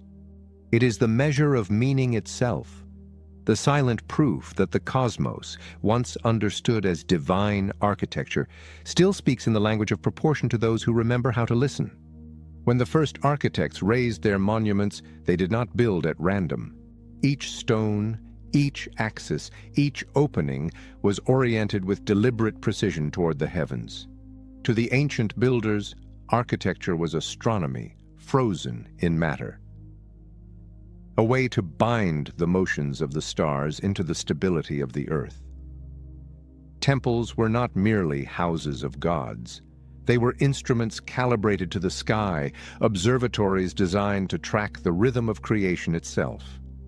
Across the ancient world, from the Anatolian highlands to the Nile Valley, from Sumer to the Andes, one finds the same impulse: to align stone with starlight, to mirror the cosmos in geometry. This was the birth of the temple grid, a planetary network of sacred sites connected not by roads or empires, but by orientation, resonance, and the shared conviction that heaven and earth were reflections of one another. Long before writing, humanity recorded time through the motion of light. The rising of a certain star before dawn heralded the flooding of rivers, the change of seasons, the renewal of life. To the Mesopotamians, the heliacal rising of Sirius, the dog star, marked the year's beginning. To the Egyptians, it announced the inundation of the Nile. The builders of Göbekli Tepe, predating both civilizations, seem already to have watched the same star, its reappearance in the dawn sky after 70 days of invisibility symbolizing rebirth. The circular enclosures of Göbekli Tepe are oriented toward points where Sirius and Cygnus rose or set at the end of the Younger Dryas, suggesting that even in the 11th millennium BCE, humanity had begun mapping heaven's cycles onto Earth's surface.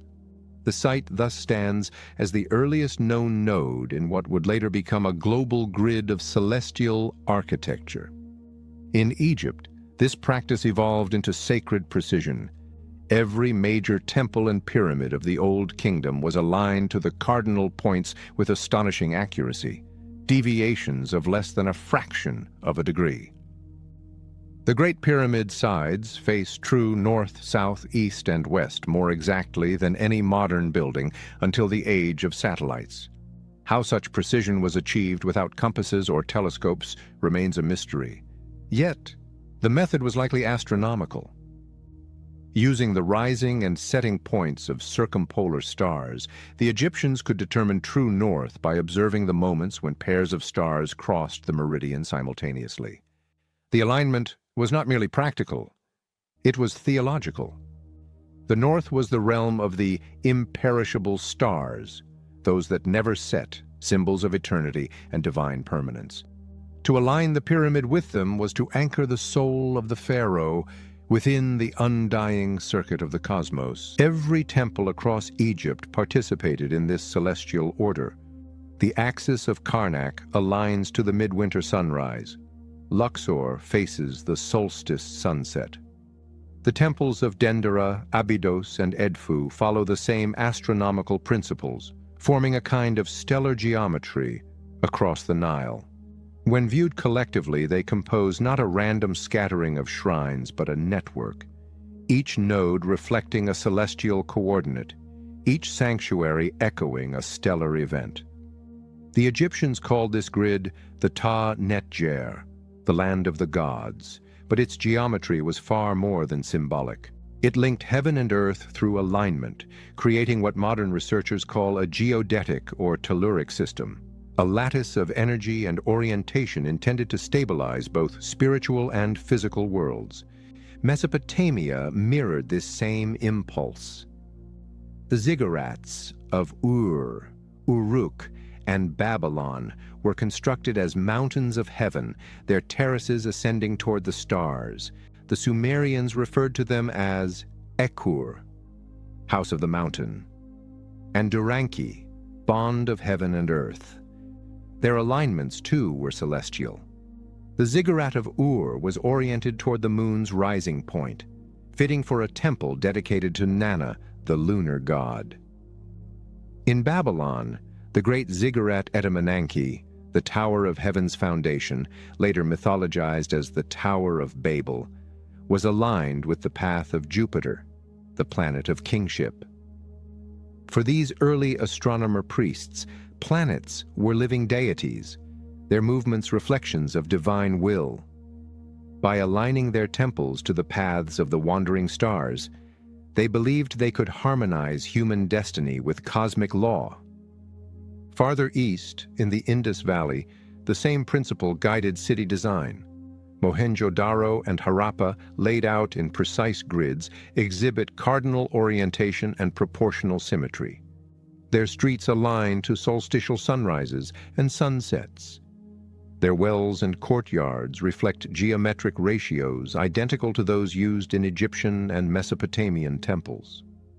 Though separated by vast distances, these civilizations followed the same grammar of orientation, as though inheriting a single architectural language of the stars. The Vedic tradition that followed preserved this understanding in the concept of Vastu Shastra, the science of dwelling, which teaches that the orientation of structures affects the harmony between body, earth, and cosmos. Its earliest texts describe homes and temples aligned with the sun's path, the cardinal directions, and the star canopus, a practice identical in essence to that of Egypt's temple builders. The pattern extended across oceans. In the Andes, the megalithic fortress of Sacsayhuaman and the city of Cusco were arranged in the form of a puma, the cosmic animal of strength, their main axis aligned to solstitial sunrises. The Nazca lines, drawn across the Peruvian desert, stretch along the same astronomical bearings, forming vast geoglyphs visible only from the sky. In Mesoamerica, Teotihuacan's Avenue of the Dead aligns to the setting of the Pleiades, marking the renewal of the solar calendar. The Maya oriented their pyramids to Venus, their most sacred planet, timing rituals to its rising and disappearance. Even at the farthest ends of the world, from the standing stones of Karnak to the Moai of Easter Island, the same devotion to orientation appears. Monuments positioned to greet the solstices, to frame the rising sun, to measure the eternal return. What links these disparate sites is not trade or empire, but geometry, a global conversation in stone. The ancients, though isolated by geography, shared an understanding that space itself was sacred, that to align one's creation with the cosmos was to participate in the act of creation. Their temples formed a planetary grid, a web of resonance connecting mountains, rivers, and celestial points. Some modern researchers, following this thread, have noted that many sacred sites fall along great circles of latitude and longitude, lines that when traced on a globe reveal alignments too consistent to be chance. Whether through geodesy, intuition, or an inherited system of coordinates, ancient builders seem to have situated their monuments along energy lines, what later traditions called ley lines or dragon paths. Though dismissed by conventional science, the recurrence of alignments across continents hints that the ancients possessed a unified model of the world, part mythic, part mathematical, that linked the terrestrial grid to the celestial sphere. The purpose of this grid was not merely observational. The ancients believed that alignment generated power, that when a temple mirrored the heavens, it became a conduit through which divine energy could flow. The pyramid, aligned to the cardinal points, was a receiver of starlight and solar force. The ziggurat, oriented to planetary paths, was a stairway for divine descent. In Egypt, the temple's axis was called the Akhet, the horizon of transformation, where spirit and matter met. The layout of Dendera, for instance, aligns perfectly to the rising of Sirius, the star of Isis, so that once each year, sunlight and starlight entered the sanctuary simultaneously, symbolizing the union of heaven and earth. The effect was not metaphorical, but experiential. Those within the temple would witness the merging of celestial and terrestrial light, a moment of cosmic harmony achieved through architecture alone. The builder's awareness of precession, the slow drift of the stars over millennia, adds further depth to their mastery. At Giza, the alignment of the pyramids to Orion's belt reflects the sky as it appeared around 10,500 BCE, suggesting either incredible antiquity or deliberate commemoration of an earlier age. The same constellation figures prominently at Teotihuacan and in the mythologies of the Dogon and Polynesians, as if Orion represented the cosmic origin, the gate of creation. The temples, then, were not only aligned to the present sky, but to memory, to epochs long past, when gods and men shared the same horizon. To modern eyes, this obsession with alignment might appear as superstition, yet behind it lies an insight that remains valid, that life on Earth is inseparable from the cosmos, that time and space are unified through rhythm. The ancients built in resonance with that rhythm, their monuments breathing with the seasons, their shadows marking solstices like cosmic clocks. The temple grid they created, stretching across continents, stands as humanity's first map. Not of territories, but of meaning. It charts the correspondence between star and stone, thought and form, spirit and structure. When we look upon these ruins today, scattered across deserts and jungles, we are witnessing the remnants of a planetary language, the geometry of remembrance. Each alignment, each axis, each sacred orientation is a sentence in that language, written for those who would someday rediscover the harmony they once embodied. The ancients may have vanished, but their grid remains, humming quietly beneath the earth, whispering to those who still look up at the same stars. For in aligning their temples to the heavens, they aligned humanity itself, binding us forever to the cosmic order that gave us birth. Geometry was never merely mathematics to the ancients.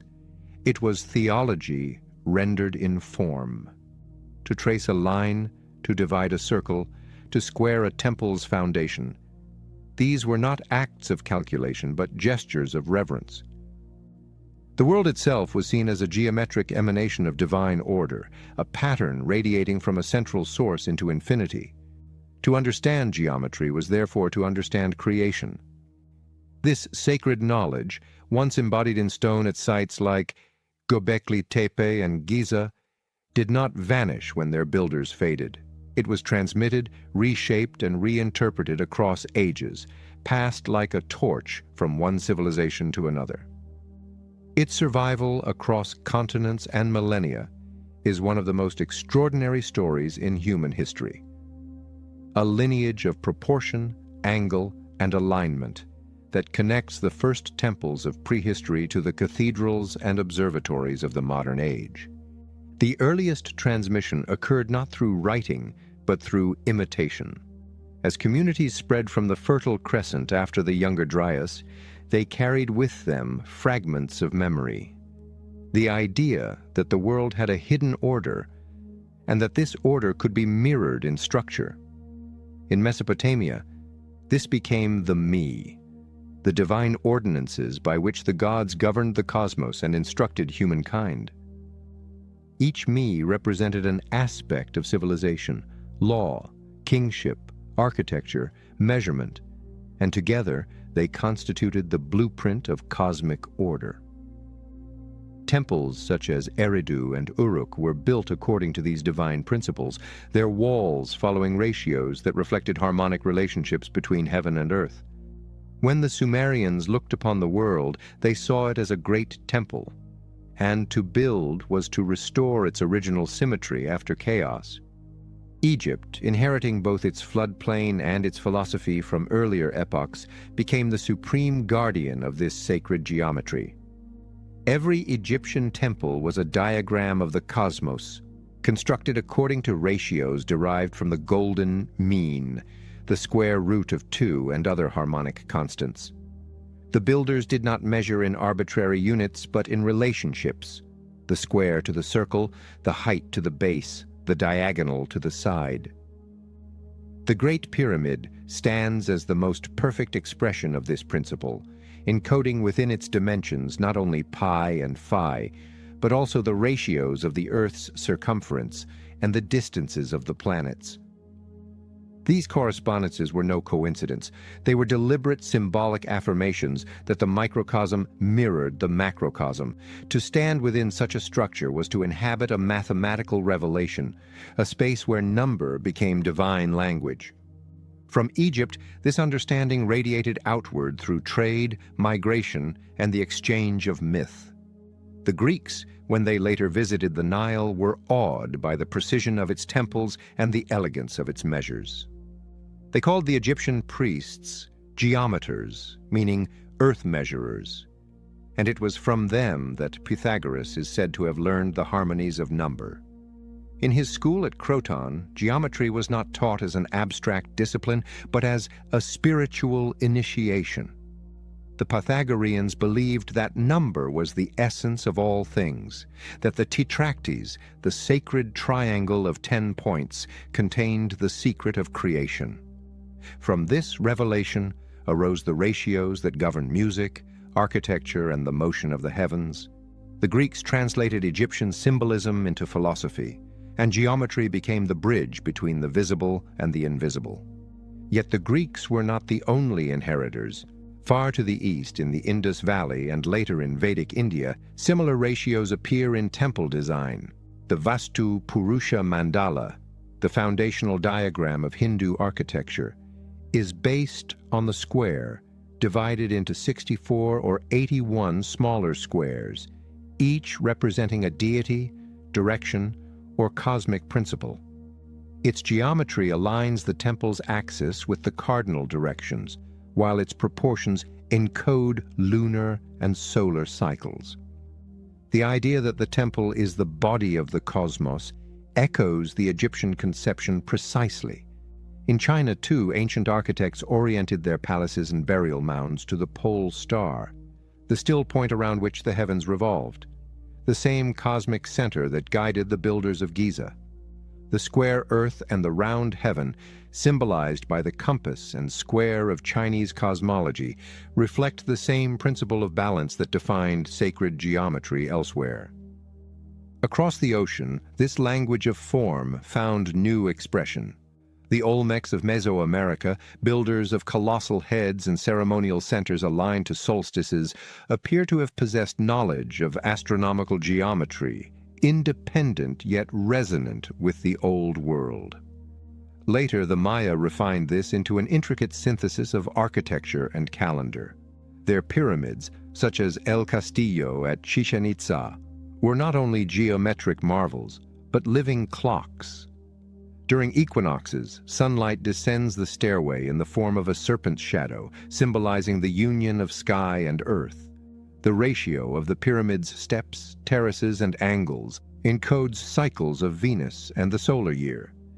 Even if isolated by oceans, the same principles resurfaced, proof that sacred geometry is not cultural but universal, an instinct born of humanity's contemplation of the heavens. Transmission, however, was not always linear. It flowed in waves, preserved in mystery schools, temples, and priestly lineages, often veiled from the uninitiated. In Egypt, this knowledge was guarded within the houses of life.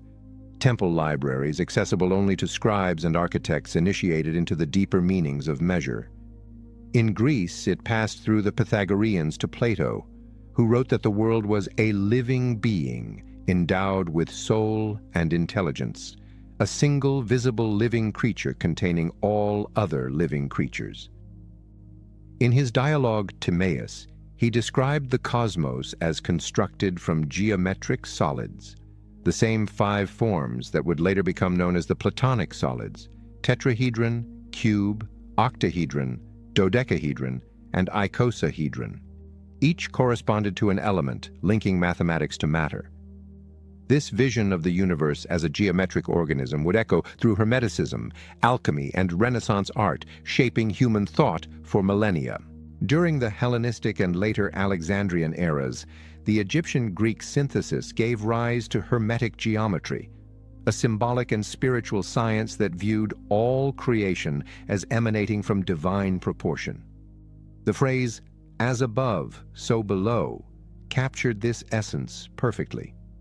The temples of Dendera and Philae, with their harmonic ratios and zodiacal ceilings, became the blueprints for later sacred design. Even when Christianity arose, absorbing and reinterpreting the ancient symbols, the geometry persisted beneath new names. The Gothic cathedrals of Europe, with their pointed arches and luminous windows, were heirs to the same legacy. Their builders, the medieval masons, used compasses and ratios derived from ancient sources, embedding harmonic sequences in the very fabric of their churches. Chartres, Reims, and Notre Dame stand as later chapters of the same story: geometry as prayer, proportion as revelation. This lineage of sacred proportion endured through secret fraternities and esoteric traditions long after the temples fell silent. The Pythagorean harmonies survived in the teachings of the Neoplatonists, the Hermeticists, and the alchemists of the Middle Ages, who sought to rediscover the mathematical structure of creation. Even Isaac Newton, father of modern science, spent as much time studying alchemy and biblical metrology as he did physics. His pursuit of universal laws echoed the same conviction that guided the ancient builders, that the universe is written in the language of number. Today, when physicists describe the symmetry of particles, the curvature of space-time, or the vibrations of string theory, they are speaking the grammar of the same eternal geometry. The equations differ, but the intuition remains unchanged, that beauty and order are signatures of truth. Sacred geometry has simply shifted its temple from stone to mathematics, its priests from masons to scientists. Yet the lineage is unbroken. The golden ratio appears in the spirals of galaxies, the arrangement of leaves, the proportions of the human body, the structure of DNA itself. The ancient architects, without instruments or theory, had intuited what modern science now confirms: that geometry is not human invention, but cosmic inheritance. Thus, the transmission of sacred geometry is the story of humanity remembering itself, an unbroken current flowing from the stone circles of prehistory through the sanctuaries of Egypt and Greece, across oceans and epochs to the observatories and laboratories of today. It is the geometry of continuity, the proof that even as civilizations rise and fall, the pattern endures. The builders of old may have vanished, but their ratios remain alive in the very structure of the universe. To study them is to participate in the oldest dialogue of all. The conversation between the finite and the infinite, between the builder and the cosmos, between the line drawn in dust and the stars that inspired it. The monuments of the ancient world were not the product of ignorance or blind faith, but of disciplined intellect guided by myth. Behind the colossal stones and sacred geometry stood a class of initiates, men and women who combined priesthood with science, spirituality with engineering. They were the keepers of the hidden curriculum, a body of knowledge transmitted through ritual, symbol, and apprenticeship, not through books. To modern eyes, their world seems divided between superstition and reason, but to them, no such division existed. The same mind that prayed to the gods also measured the stars, calculated flood levels, and designed the perfect curvature of a temple wall. They were mathematicians who spoke in hymns, astronomers who built altars, engineers who read the heavens. Through their work, the divine blueprint was sustained, even as civilizations rose and fell around them. These priest-engineers formed the backbone of the earliest theocracies. In Sumer, the Ensi and Gala priests served both as intermediaries of the gods and as administrators of irrigation and architecture. The ziggurat itself was their instrument of cosmic order, a mountain of calculation. Its tiers symbolized the levels of the cosmos, but its construction required advanced surveying, labor coordination, and materials science. The temple was a calendar in stone. Its shadows marked the solstices. Its stairways ascended toward celestial markers known only to the initiated. Each priest was both philosopher and craftsman, his duty to maintain the balance between heaven and earth through accuracy and ritual precision. They called their work niggig, mystery, not because it was unknowable, but because it was sacred, a bridge between the seen and the unseen. In Egypt, the fusion of priesthood and engineering reached divine heights. The Hem-Netjer, servant of the god, was also a surveyor, physician, and astronomer.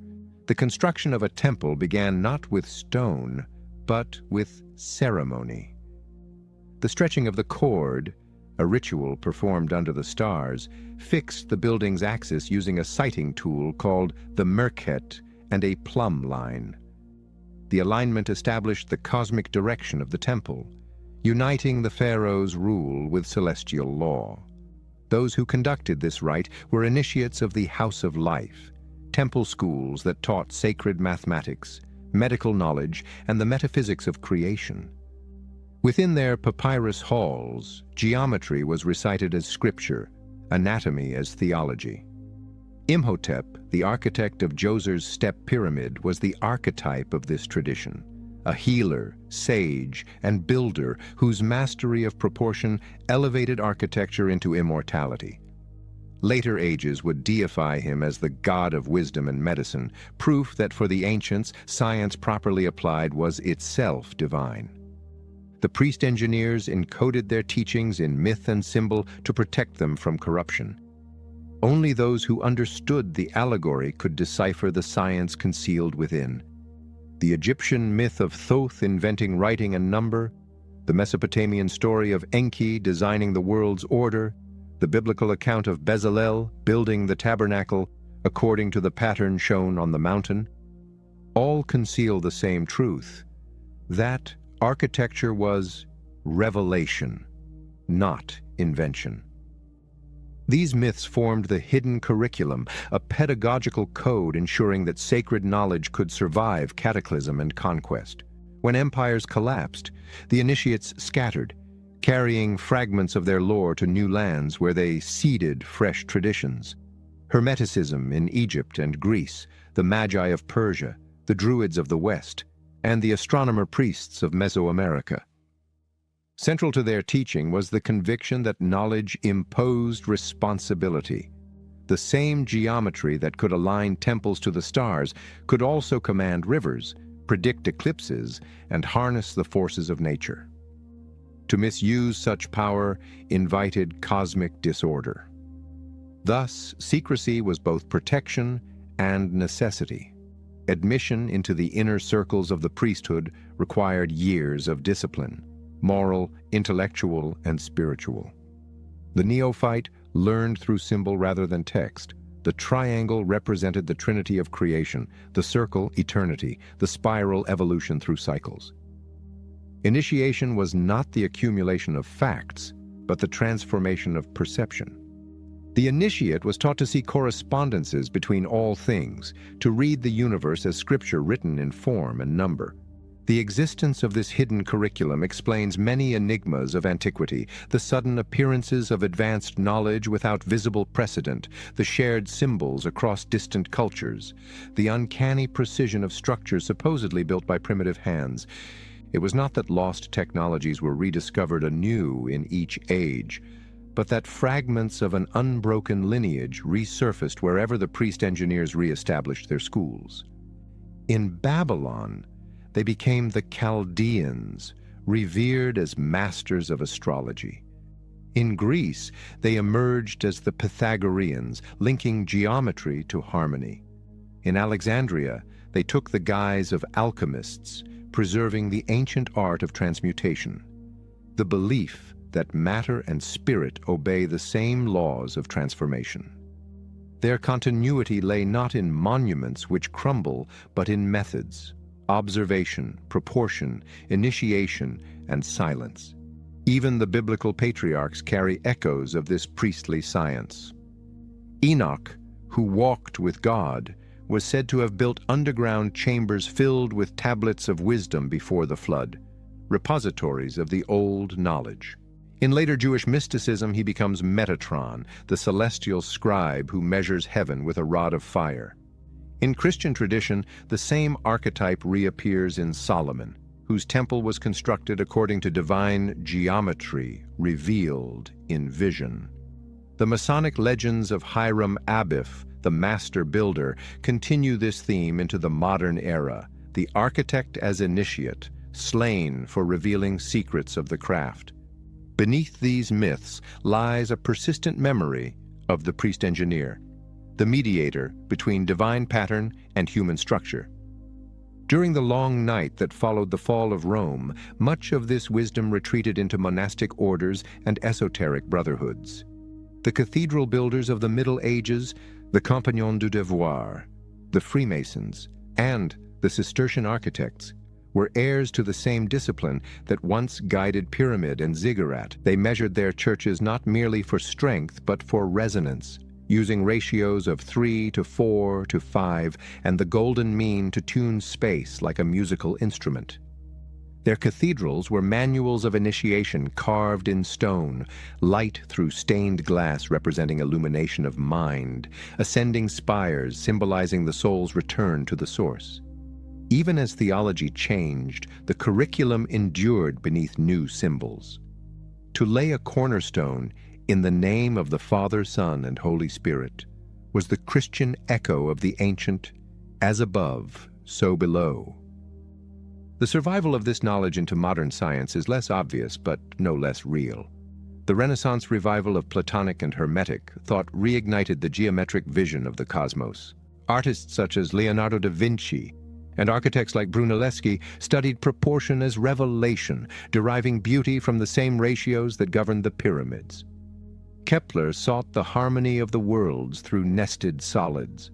Newton pursued the universal measure of gravity, the modern equivalent of the sacred cubit.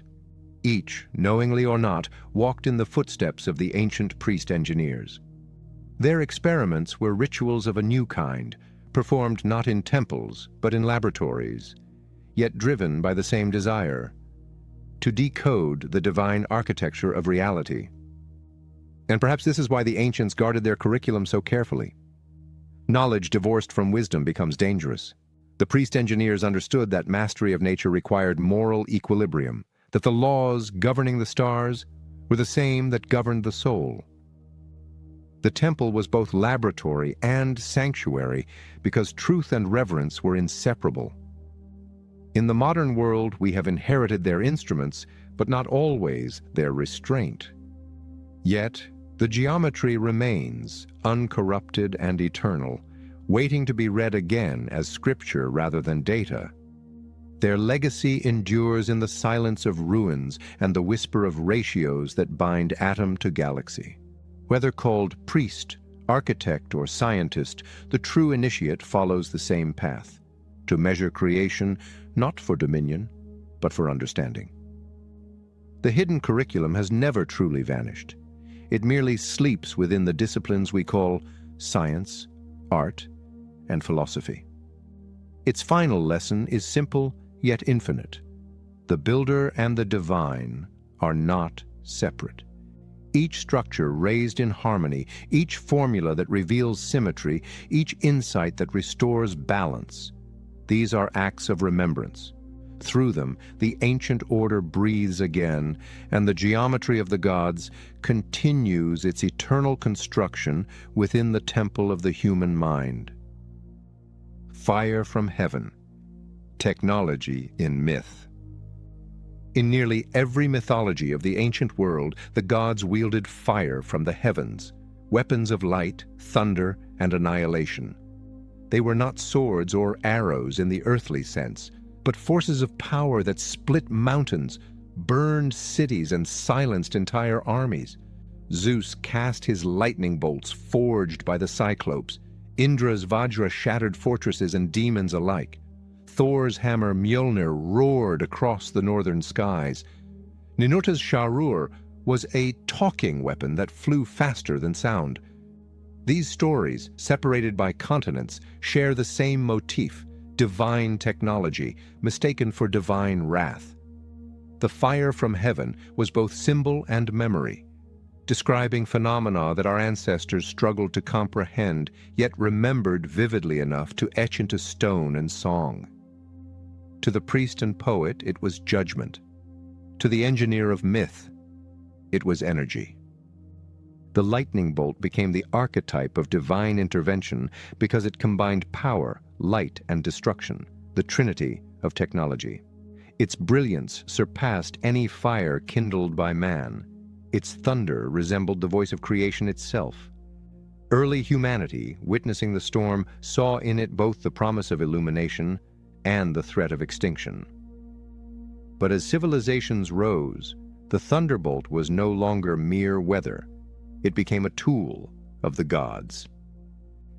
In Sumerian hymns, the storm god Ninurta carries the Shurupak, a radiant weapon that cuts like light and sings as it strikes. In the Rigveda, Indra's Vajra is described as thousand-edged, forged from the bones of a cosmic being, capable of blasting the heavens and drying the rivers of the earth. The parallels to electrical discharge, sonic shock, or plasma weaponry are striking. The descriptions read like the memory of a power, both mechanical and divine, an inheritance from a vanished age when energy itself was a sacred art. The symbolism of the thunderbolt extends beyond destruction. In Egypt, the Sekhem, often depicted as a staff topped with a sphere or disk, represented the concentrated life force of the gods, the essence of divine authority. The same symbol appears in Mesopotamia as the rod and ring, held by deities when conferring kingship. To hold the rod was to command power. To receive the ring was to wield law. Together they signify control of both energy and order, the divine ability to direct the currents of heaven and earth. The pharaoh's was scepter, and the staff of Moses are later echoes of this same motif, the weapon tool of energy harnessed by will. When Moses raised his staff and fire descended upon Sinai, the event was recorded as revelation, but its imagery remains that of a storm weapon, thunder, cloud, and flame. The pillar of fire by night guiding the Israelites may not have been literal fire, but the luminous presence of some energy or light source beyond comprehension. The concept of controlled energy is embedded in mythic language across cultures. The Greek word aether referred to the purest form of light, the medium through which the gods moved, an ancient hint of electromagnetic understanding. In Hindu cosmology, Tejas denotes radiance or energy, a force that sustains both matter and consciousness. The gods of Vedic myth are called shining ones, beings of plasma, if read symbolically, who descend amid thunder and light. The Vajra, Indra's lightning weapon, was said to be indestructible, constructed of heavenly metal and emitting rays that could not be resisted. In Tibetan tradition, the dorje, the same symbol, represents both destruction and enlightenment, the channeling of energy through perfect control. The theme recurs in Mesoamerica, where Quetzalcoatl descends from the sky bearing a serpent of fire. In the Andes, where Viracocha strikes with thunder and light. In the Bible, where Yahweh appears as flame upon the mountain. The fire from heaven was not the gift of mortals, but the inheritance of gods, or perhaps of those who claimed descent from them. Modern interpreters often read these myths as metaphors for the natural elements: storm, volcano, meteor. Yet the uniformity of detail suggests something more deliberate. The weapons of light described in the Mahabharata, for example, go far beyond the poetic. The text speaks of projectiles charged with the power of the sun, producing a glare that blinded every eye, accompanied by a heat more intense than 1,000 fires. The earth trembles, the waters boil, hair and nails fall from those who witness it. The imagery is eerily similar to descriptions of nuclear or plasma discharge. It may be allegory, but if so, it is allegory drawn from observation.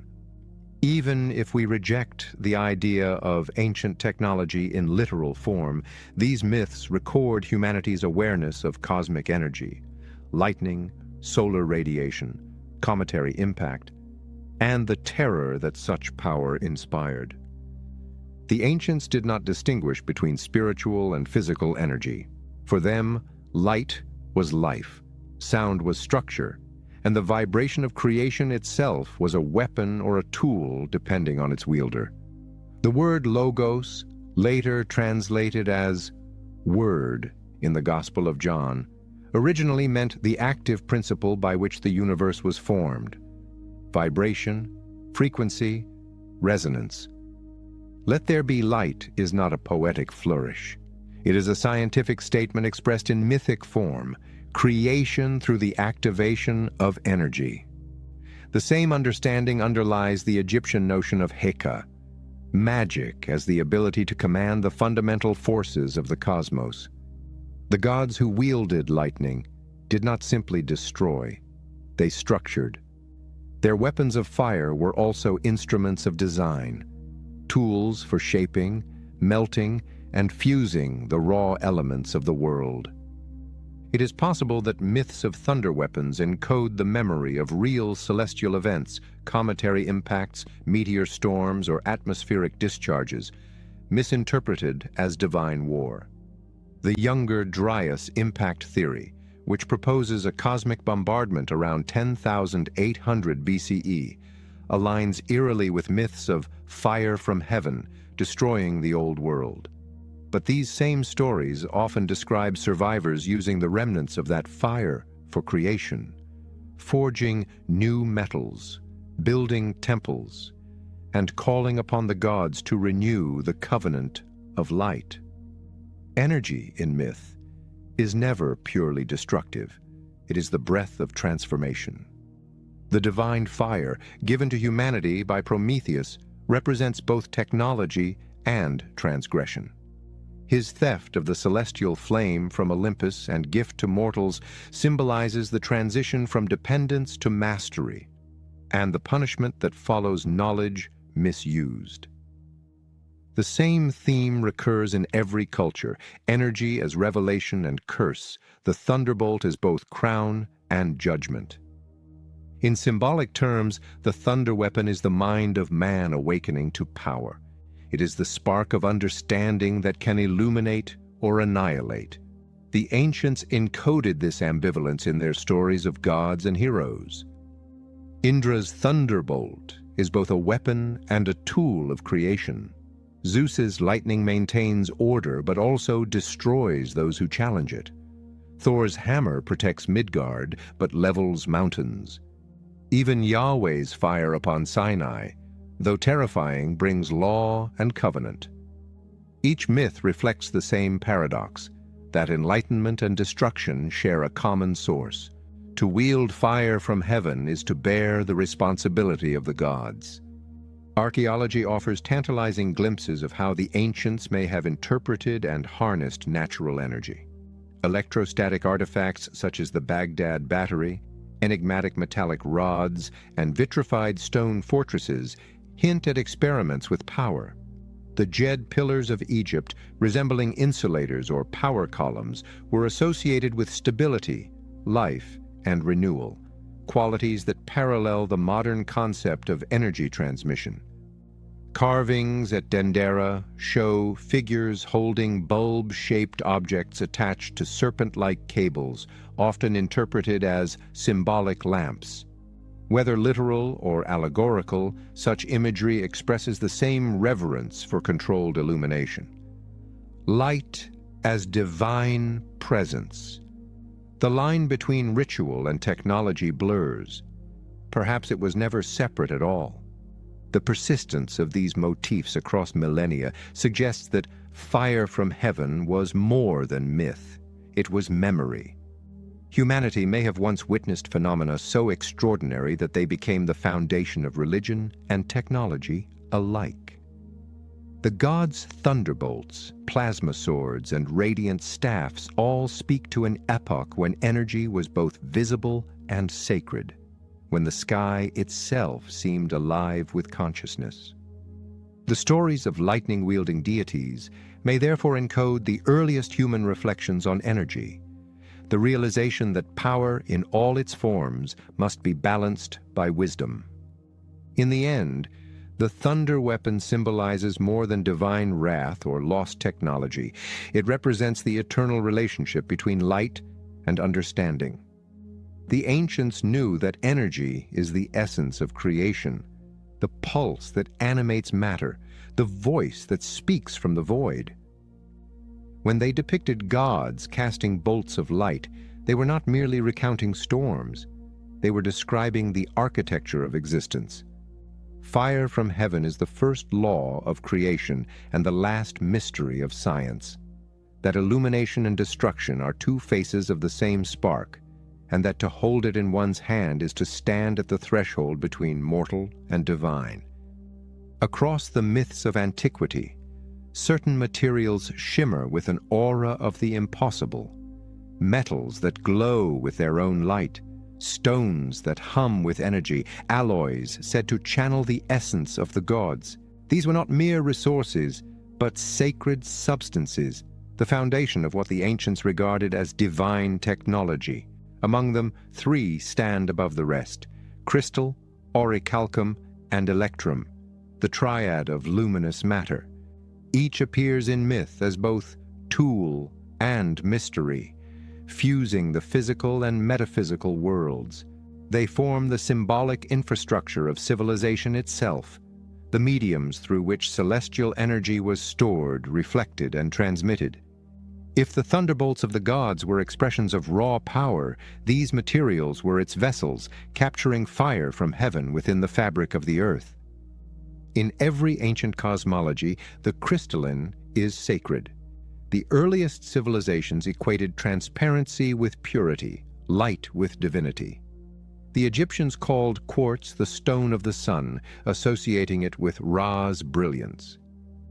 In the Andes, the Inca revered rock crystal as the tears of the stars, capable of channeling light into water and spirit into stone. Even in Mesopotamia, where clay and bronze dominated the material world, the gods were said to dwell in halls of crystal that reflected the light of heaven. To the ancients, crystal was not inert matter but frozen energy. Sunlight made solid, order crystallized out of chaos. When cut, shaped, or polished, it was believed to store vibration, to amplify the voices of the gods. Modern mineralogy has revealed why such reverence arose. Quartz possesses piezoelectric properties. It generates voltage when compressed. Though ancient builders may not have articulated this in scientific terms, they observed the phenomenon intuitively. When struck, crystal rings. When sunlight passes through it, it refracts into color. The resonance of crystal in ritual was no accident. In Egypt's sanctuaries, crystal vessels and wands were used in ceremonies of healing and invocation. At Delphi, the Pythia's tripod was set upon a crystalline geologic fissure. The air and mineral resonances likely contributed to her trance. In Mesoamerica, obsidian and jade, crystalline stones of darkness and light, were carved into mirrors used for divination and astronomy, polished until they reflected the heavens themselves. These were not superstitions, but an ancient physics of perception, a recognition that certain materials bridge the material and energetic realms. No myth captures this union of earth and light more vividly than that of orichalcum, the legendary metal of Atlantis. Plato describes it in the Critias as the second most precious substance after gold, flashing with a reddish gleam of fire. The Atlanteans lined their temples with it, using it for walls, columns, and altars. The metal radiated like the setting sun. Scholars have long debated what orichalcum was, brass, copper, or a lost alloy. But the descriptions defy simple identification. The name itself means mountain copper or mountain metal, suggesting a terrestrial origin refined through celestial knowledge. In the mythic imagination, orichalcum embodied balance, a conductor of divine energy that unified the brilliance of gold with the strength of bronze. Its luster was said to pulse with life, as though imbued with an inner flame. The legend may preserve memory of early metallurgical genius, the discovery of alloys capable of unusual reflectivity or conductivity, or of a symbolic metal that represented the fusion of heaven and earth, spirit and matter. Curiously, orichalcum's properties echo those of electrum, another enigmatic alloy revered across the ancient world. Electrum, a natural fusion of gold and silver, gleams with a pale sunlight that neither tarnishes nor dulls. The Egyptians called it jute, the divine metal, using it to cap obelisks and pyramidions, to crown statues of the gods, and to plate the tips of sacred barks that carried the solar disk. When struck by the sun, electrum reflected blinding rays visible for miles. Literal light worship materialized in metal.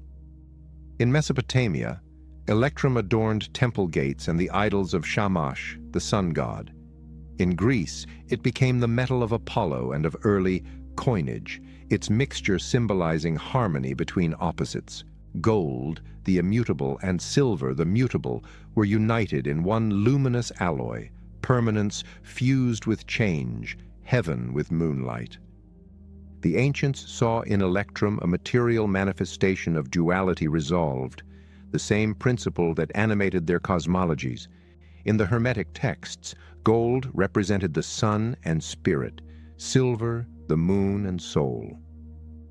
To fuse them was to recreate the alchemical marriage of opposites. Thus electrum was more than adornment, it was a metaphysical statement. Its use in temples and sacred artifacts suggests it served as a conductor, both literal and symbolic, of divine energy. The Pyramidion of Heliopolis, plated in electrum, reflected the morning sun so intensely that it appeared to ignite. This was the Benben stone, the first mound of creation where light first touched the earth. A cosmic antenna connecting the terrestrial temple with the solar realm. When sunlight struck the electrum peak, the temple became an instrument of resonance, absorbing and re-emitting the divine radiance. It was, in effect, an ancient energy device cloaked in ritual. The combination of crystal and electrum appears repeatedly in mythic and archaeological contexts. In the accounts of ancient seers and philosophers, temples often housed shining stones or radiant discs, suspended above altars, capable of focusing or dispersing light. The Ark of the Covenant, described as overlaid with gold inside and out and surmounted by cherubim whose wings faced one another, functioned as a resonant chamber. Between the wings, the presence or Shekinah of God appeared, a manifestation of light and sound. The dimensions of the Ark are harmonic, its materials conductive. Whether historical or allegorical, the image corresponds to the ancient fascination with energy harnessed through sacred proportion. The same archetype appears in the Egyptian Menat amulet, the Sumerian tablets of destiny, and the Mesoamerican crystal skulls, artifacts said to speak or sing when properly aligned. Each symbolizes the belief that certain materials, when shaped according to sacred geometry, could serve as bridges between consciousness and cosmos. Legends of firestones or sun discs abound in cultures that otherwise had little contact. The Inca described the Inti Watana, the hitching post of the sun, carved from andesite to capture the solstitial light. The Aztecs spoke of the Teotl Chalchihuitl, the divine jewel that pulsed with the energy of the gods. In Egypt, the Eye of Ra, often represented as a disk of gold or crystal, embodied both illumination and destruction. These symbols converge on the idea that light was substance, not metaphor, that the ancients understood energy as a tangible element stored in stone and metal. Even the philosopher's stone of later alchemy continues this lineage, describing not a literal mineral, but the perfected union of opposites that yields unlimited power. The myths of radiant matter thus encode a universal aspiration to capture the living flame of the cosmos in a vessel of human making. The lost technologies of these luminous substances may have been less mechanical than harmonic. Ancient temples were constructed to resonate with particular frequencies, and the materials chosen, granite, quartz, electrum, all possess unique conductive or vibratory properties. When sunlight, sound, and geometry combined, they created an environment of heightened energy, a form of spiritual technology. The builders were not seeking electricity in the modern sense, but harmony, a tuning of the temple, the priest, and the cosmos to a single vibration. The gleaming metals and shining stones were instruments in this symphony of resonance. To stand before a sunlit obelisk capped in electrum or a crystal idol glowing by torchlight was to witness matter transformed into radiance, a visible manifestation of the divine. Myth preserves faint echoes of civilizations that may have pushed this understanding to its limits. The Atlanteans, it was said, powered their cities with crystals that drew energy from the sun and the earth, creating fields of light that sustained life and technology alike. When their pride corrupted the harmony, those same forces turned upon them, sinking the island beneath the sea. Whether literal or allegorical, the story captures an enduring warning that mastery of radiant power demands moral equilibrium. The firestones of Atlantis are the same as Prometheus's flame, Indra's Vajra, and the Ark's Shekinah, symbols of knowledge that can redeem or destroy. In the end, orichalcum, electrum, and crystal are more than exotic materials. They are metaphors for consciousness itself. Each unites opposing qualities: transparency and solidity, light and matter, permanence and transformation. To the priest-engineers of antiquity, these substances were the physical embodiment of divine principles, the fusion of heaven's fire with earth's form. Through them, humanity sought not only to imitate the gods, but to join them, to become co-creators in the architecture of the universe. The luminous metals were, in essence, mirrors of the human spirit, capable of storing light, radiating beauty, and, when misused, reflecting the destructive brilliance of hubris. Their legacy endures in every gleaming monument, every golden crown, every crystal lens that channels light into knowledge. They remind us that the true power of the gods was never hidden in the heavens, but waiting to be rediscovered in the shining heart of matter itself. Across the mythic landscapes of the ancient world, the gods are never static. They descend and ascend, traverse the heavens, and move between worlds with vehicles of light, wind, and fire. Whether called chariots, thrones, palaces, or skyboats, these divine conveyances occupy a strange place between the mechanical and the miraculous. They are instruments of mobility that defy the limits of nature, radiant machines woven into the poetry of myth.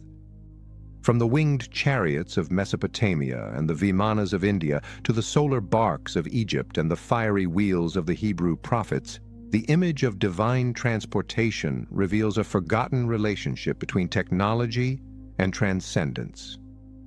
For the ancients, motion itself was sacred. The act of movement across the firmament mirrored the journey of creation through the void. The gods, in their luminous vehicles, embodied the cosmic forces that drive the stars, the winds, and the soul's ascent. In Mesopotamian cosmology, the heavens were a layered kingdom, and the gods traversed it in vessels that shone like the morning star. The Epic of Gilgamesh speaks of the god Shamash traveling daily across the sky in his radiant chariot, a disk of gold and flame drawn by celestial steeds. In the Enuma Elish, Marduk constructs a celestial chariot that roars like thunder and flashes with lightning as he rides to battle Tiamat, the serpent of chaos. His storm chariot, equipped with 4 winds and terrible radiance, is described as blazing with brilliance and noise, imagery that evokes propulsion, light, and vibration. The gods Anu and Enlil likewise possessed thrones that soared above the firmament, descending to earth in moments of judgment or revelation. The temple architecture of Sumer and Akkad mirrors these descriptions. The ziggurat, rising in tiers toward the heavens, was both symbolic mountain and literal launchpad of the divine. Each level represented a step toward the stars, the structure serving as a terrestrial echo of the gods' heavenly pathways. Egyptian myth translates this same concept into the language of the Nile and the sun. The gods travel not in wheeled chariots, but in barks, radiant boats that sail the celestial river. Ra, the sun god, journeys across the sky each day in the Manjet bark, bringing light to the world, and at night traverses the underworld in the Mesektet bark, battling the serpent of darkness before being reborn at dawn. These 2 vessels, of day and night, are symbols of cyclical regeneration, but they also reveal an understanding of dual propulsion, solar by day, invisible energy by night. The temples of Egypt, especially at Karnak and Edfu, preserve detailed depictions of these sacred boats, complete with cabins, poles, and supporting crews of deities. The walls describe their function with technological precision, as though these were not mere metaphors but blueprints of ritual and motion.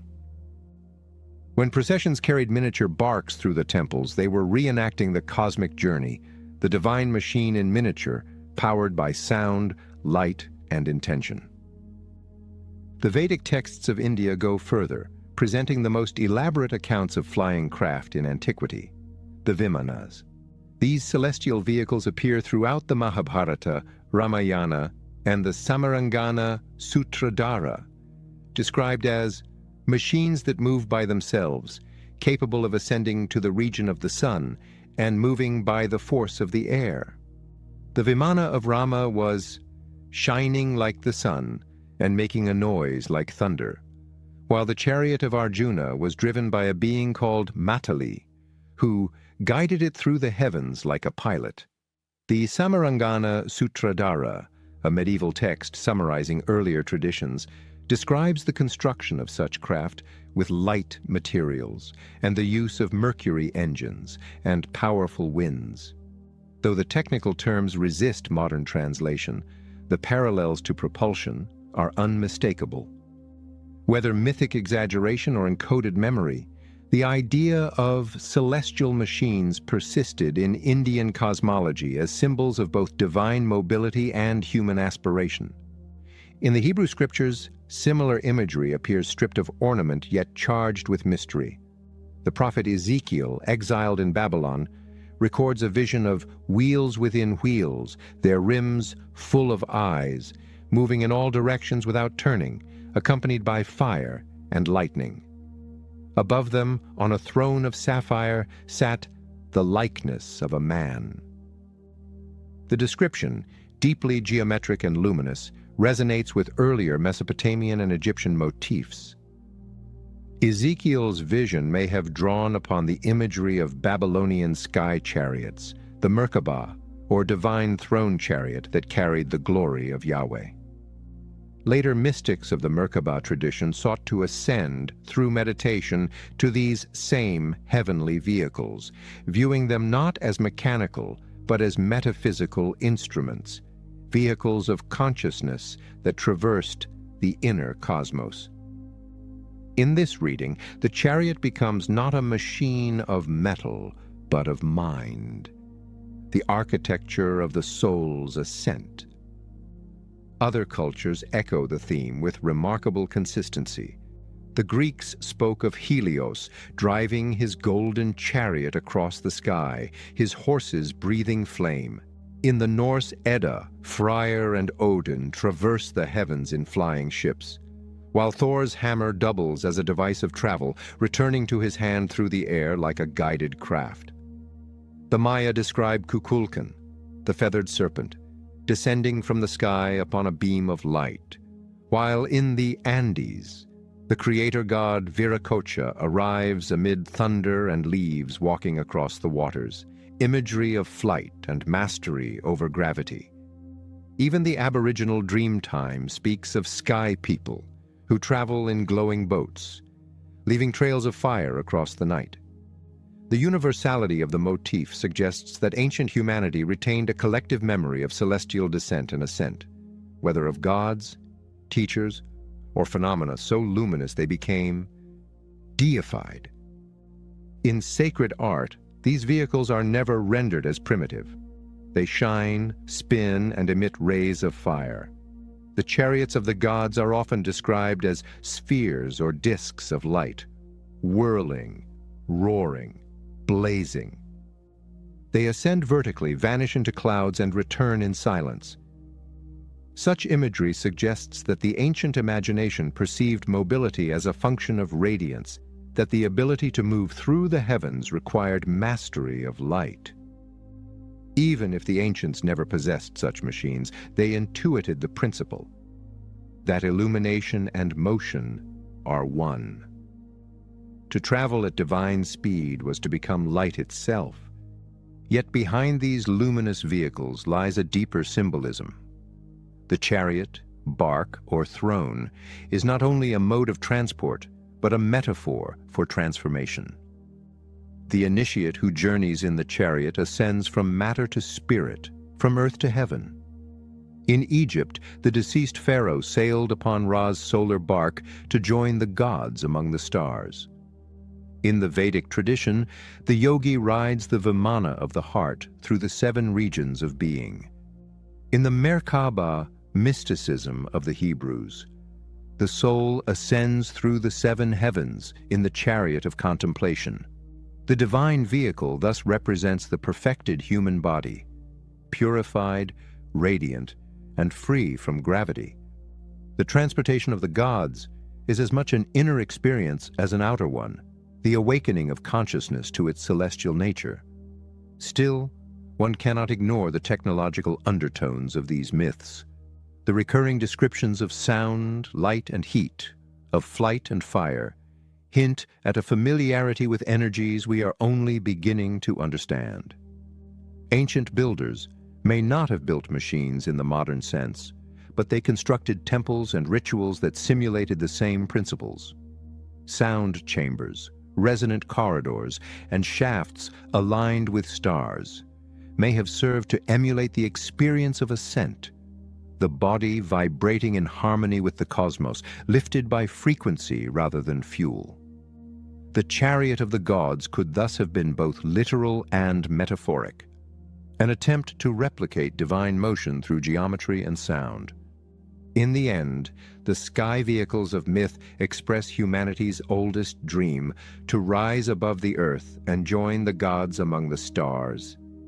Whether we interpret them as memories of encounters, allegories of consciousness, or poetic renderings of cosmic forces, they point toward the same truth, that the human spirit has always been in motion.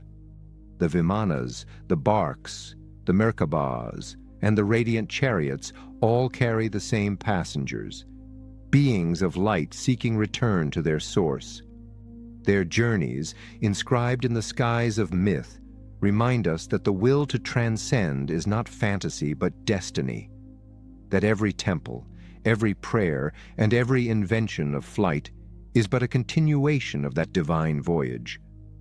The gods may have departed in their ships of fire, but the echo of their engines still hums within us, calling the children of earth to remember the path home through the luminous corridors of the heavens. In the memory of every ancient civilization, there exists a moment when humanity crossed a line, when knowledge once reserved for the gods was seized, stolen, or granted too soon. It is a universal myth of transgression, the moment when illumination became danger. Whether it is the defiance of Prometheus, the descent of the Watchers in the Book of Enoch, or the fall of Lucifer in celestial rebellion, the message remains constant: that knowledge is not evil, but its misuse carries ruin. The ancients understood what modern man often forgets, that every revelation is double-edged. The same fire that warms can consume, the same light that guides can blind. Forbidden knowledge was not merely moral disobedience, but the boundary between balance and chaos, between the harmony of cosmic order and the arrogance of creation without wisdom.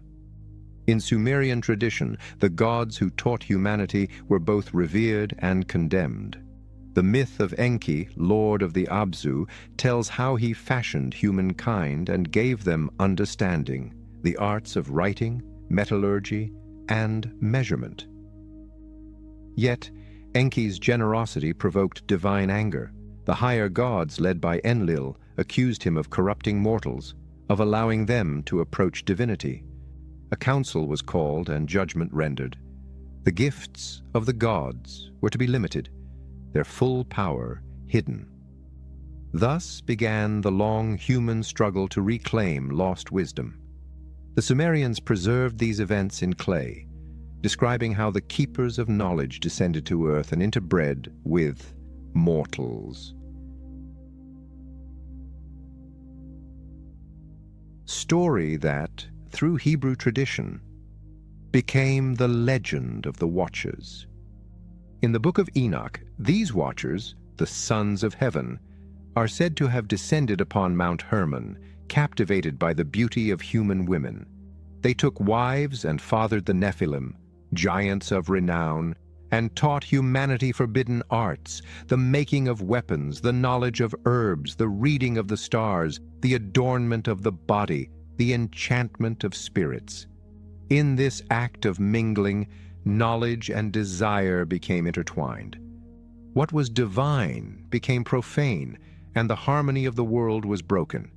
The punishment that followed, the flood, was not merely an act of wrath, but of restoration. The world, overrun by its own creations, was reset. Yet the Watchers' crime was not lust, but revelation. They had given humanity the tools of power without the maturity to wield them. Their tragedy mirrors that of Prometheus, the eternal intermediary between gods and men who suffers for bringing light to the ignorant. Prometheus's theft of fire is perhaps the most enduring allegory of forbidden knowledge. In Hesiod's telling, he deceives Zeus, hiding the flame of the gods within a fennel stalk and delivering it to humankind. With fire came progress, cooking, metalworking, civilization itself, but also hubris. Zeus, enraged, condemned Prometheus to eternal torment, chained to a mountain while an eagle devoured his liver, which grew back each night. The punishment mirrors the transgression, endless regeneration of pain for the endless pursuit of progress. Fire in this context represents not mere heat, but enlightenment, the spark of intellect that separates humanity from the beasts. To steal it was to accelerate evolution. Prometheus thus becomes both hero and heretic, the archetype of every thinker who dares to challenge divine monopoly. His punishment is the price of consciousness. The same theme surfaces in Egypt, though couched in different symbols. Thoth, the ibis-headed god of wisdom, taught humankind writing, magic, and science, the words of power. Yet in later texts, his knowledge is described as dangerous, capable of opening gates between worlds. The Book of Thoth, said to contain the secrets of speaking with the gods, was hidden within the Nile's depths, protected by serpents and curses. When a mortal magician discovered it, he unleashed forces he could not control and was destroyed by his own curiosity. Here, too, the line between divine knowledge and chaos is razor thin. The Egyptians did not forbid wisdom, but encased it within ritual, ensuring that only the initiated, those trained in discipline and reverence, could access it safely. To them, secrecy was mercy. The unprepared mind, exposed to cosmic truth, would unravel. In Greece, the same warning resonates through the myth of Icarus, who flew too close to the sun on wings of wax. His fall is not condemnation, but consequence. Unbalanced ambition meeting immutable law. In the East, the story of the sage who discovers the elixir of immortality and drinks it before he is ready, transforming into a dragon or vanishing into the heavens, repeats the same motif. Knowledge pursued without humility leads to transformation, but not always the kind desired. In these myths, the punishment for forbidden knowledge is not arbitrary divine cruelty. It is self-inflicted imbalance, the breaking of the natural symmetry that sustains the cosmos. The Hebrew and Christian traditions preserve this truth in the story of Eden, the primal lesson of restraint. The fruit of the tree of knowledge grants awareness, the power to discern good and evil. Yet its consumption severs humanity from innocence. Adam and Eve are not punished for curiosity, but for disobedience, for seeking power without alignment to divine will. Knowledge, once internalized, changes the nature of being. It cannot be undone. The serpent, symbol of wisdom and cyclical renewal, tempts them not with evil, but with premature awakening. You shall be as gods. And indeed, they become self-aware, the first conscious beings in a world of instinct, but at the cost of paradise. The story is a metaphor for evolution itself, awareness born from rebellion, enlightenment tempered by exile. The garden is not lost, but transcended, its gates closing only to remind us that wisdom without compassion is fall. Across civilizations, the punishment for forbidden knowledge takes many forms: floods, fires, plagues, or the withdrawal of the gods. In Atlantis, pride in their mastery of crystal and orichalcum leads to cataclysm. In the Mahabharata, warriors unleash weapons brighter than 1,000 suns, bringing devastation beyond comprehension. In the Hebrew texts, the builders of Babel attempt to reach heaven through architecture and are scattered by the confusion of tongues. Each myth encodes the same archetype: civilization rising through brilliance, collapsing through arrogance. The god's retribution is not vengeance, but equilibrium reasserting itself. The floods and fires are the cosmos' cleansing imbalance, the resetting of a world that has outgrown its harmony. And yet, through these cycles of illumination and ruin, the spark of knowledge survives. Even as Zeus chained Prometheus, he could not reclaim the fire. Humanity already possessed it.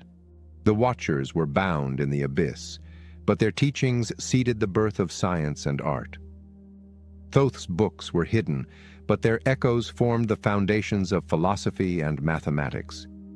Each punishment ensured not extinction, but memory. The encoded survival of knowledge through myth, initiation, and symbol. The ancients understood that truth could not be destroyed, only concealed until humanity was ready. Thus arose the great mystery schools, the houses of life, and the esoteric brotherhoods, custodians of wisdom filtered through discipline and devotion. Forbidden knowledge, in the deepest sense, is not about secrecy, but sanctity. It is knowledge that demands transformation of the knower. To possess divine fire, one must first become divine in temperament, balanced, humble, and aligned with the order of the cosmos. This was the true meaning of initiation, the slow refinement of the self until it could bear the voltage of truth without burning. The ancients taught that wisdom and purity must grow together. Power without compassion leads to destruction, while compassion without knowledge breeds ignorance. The gods punished transgression not to enslave humanity, but to preserve it from annihilation. They guarded the gates not out of jealousy, but out of love for those unready to pass through. In modern times, the myth of forbidden knowledge echoes louder than ever. We split the atom, command the gene, and peer into the quantum fabric of creation. We stand again at the threshold of divine fire, wielding the tools once reserved for gods. And, as before, the same question arises. Have we attained the wisdom to wield them? The ancients would say that every age must face its Promethean moment, the instant when enlightenment and catastrophe hang in perfect balance. In that moment, humanity either ascends or repeats the cycle of ruin. The myths of rebellion and punishment are not relics of superstition. They are warnings from those who understood the rhythm of ascent. To seek the light is our destiny. To burn by it is our choice.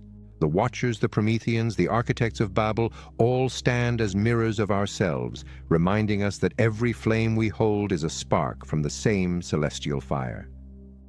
The lesson endures. Enlightenment cannot be seized. It must be earned. In every ancient tradition, there is a whispered remembrance of a time before memory, an age when the gods walked among men, when cities gleamed with light and knowledge, and when the harmony between heaven and earth was unbroken. Then came the fall, fire, flood, and silence. The world was remade, the survivors scattered, and civilization was forced to begin again among the ruins of a greater age. This collective recollection, found from Egypt to the Andes, from Sumer to the South Pacific, is the foundation of the Atlantis legend, the archetype of lost worlds and forgotten science. The Great Recession was not merely a flood or catastrophe. It was the resetting of the cosmic order, the retraction of divine presence, the end of an epoch when humanity glimpsed its full potential and fell back into darkness. Plato's account, preserved in the Timaeus and Critias, remains the most vivid literary echo of this vanished world.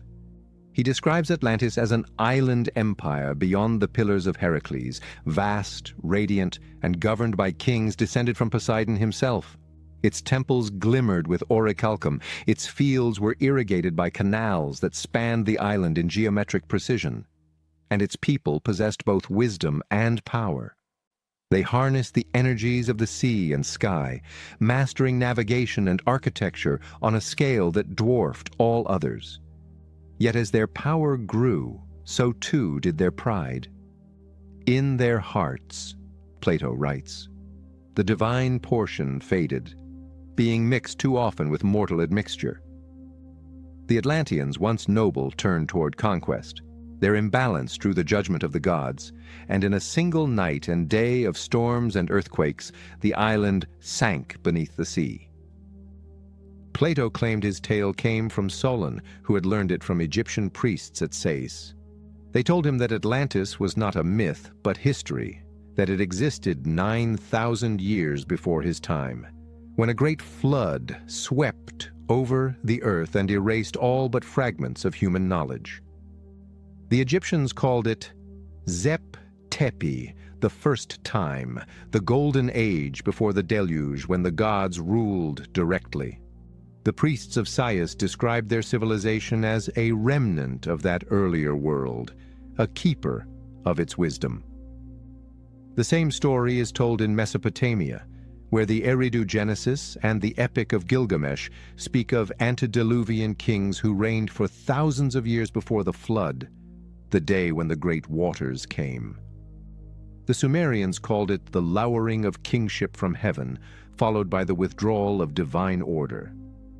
In Mesoamerica, the Popol Vuh recounts the destruction of the first races of men, fashioned of wood and clay, swept away by water and fire for their failure to honor the gods. Modern geology has uncovered traces of real cataclysms that might underlie these myths. The abrupt end of the last ice age, the Younger Dryas cooling, and its violent conclusion around 10,800 BCE, when global temperatures rose in a geological instant. Sea levels surged by more than 100 meters, swallowing coastlines and lowlands worldwide. Entire continental shelves, once fertile plains, disappeared beneath the oceans. The Black Sea, once a freshwater lake, was flooded by the Mediterranean, and the Sunda Shelf, the ancient heartland of Southeast Asia, sank into what is now the Java Sea. These events would have obliterated coastal civilizations, erasing all but their highest monuments. To survivors wandering the ruined shores, it would have seemed that the gods themselves had turned against them. In this light, Atlantis becomes not a single island, but a memory of all that was lost, a symbol of the first global civilization swept away by cosmic and geological forces. The Great Recession that followed was not merely economic or cultural, but spiritual, the withdrawal of unity, the fragmentation of human memory. The survivors carried fragments of the old knowledge across continents. Egyptian tradition speaks of the followers of Horus, sages who arrived from a drowned land to rebuild the temples of the gods. In Mesopotamia, Oannes, the fish-like teacher, emerged from the sea to instruct mankind in writing, agriculture, and architecture. In the Andes, Viracocha wandered from the shores of Lake Titicaca after a flood, teaching laws and measurement before vanishing across the Pacific. In Mesoamerica, Quetzalcoatl performed the same role. Each culture remembers a shining teacher from the sea, a being who brought civilization from the ruins of the old world. Whether divine or human, they were the bearers of continuity, the custodians of memory. Archaeological hints of a pre-Diluvian sophistication persist like ghosts beneath the layers of time. Submerged megaliths off Yonaguni in Japan, the temples of Dwarka off the Indian coast, the basalt structures near Bimini in the Bahamas, all suggest construction at times when sea levels were lower in the very era of Atlantis's supposed existence.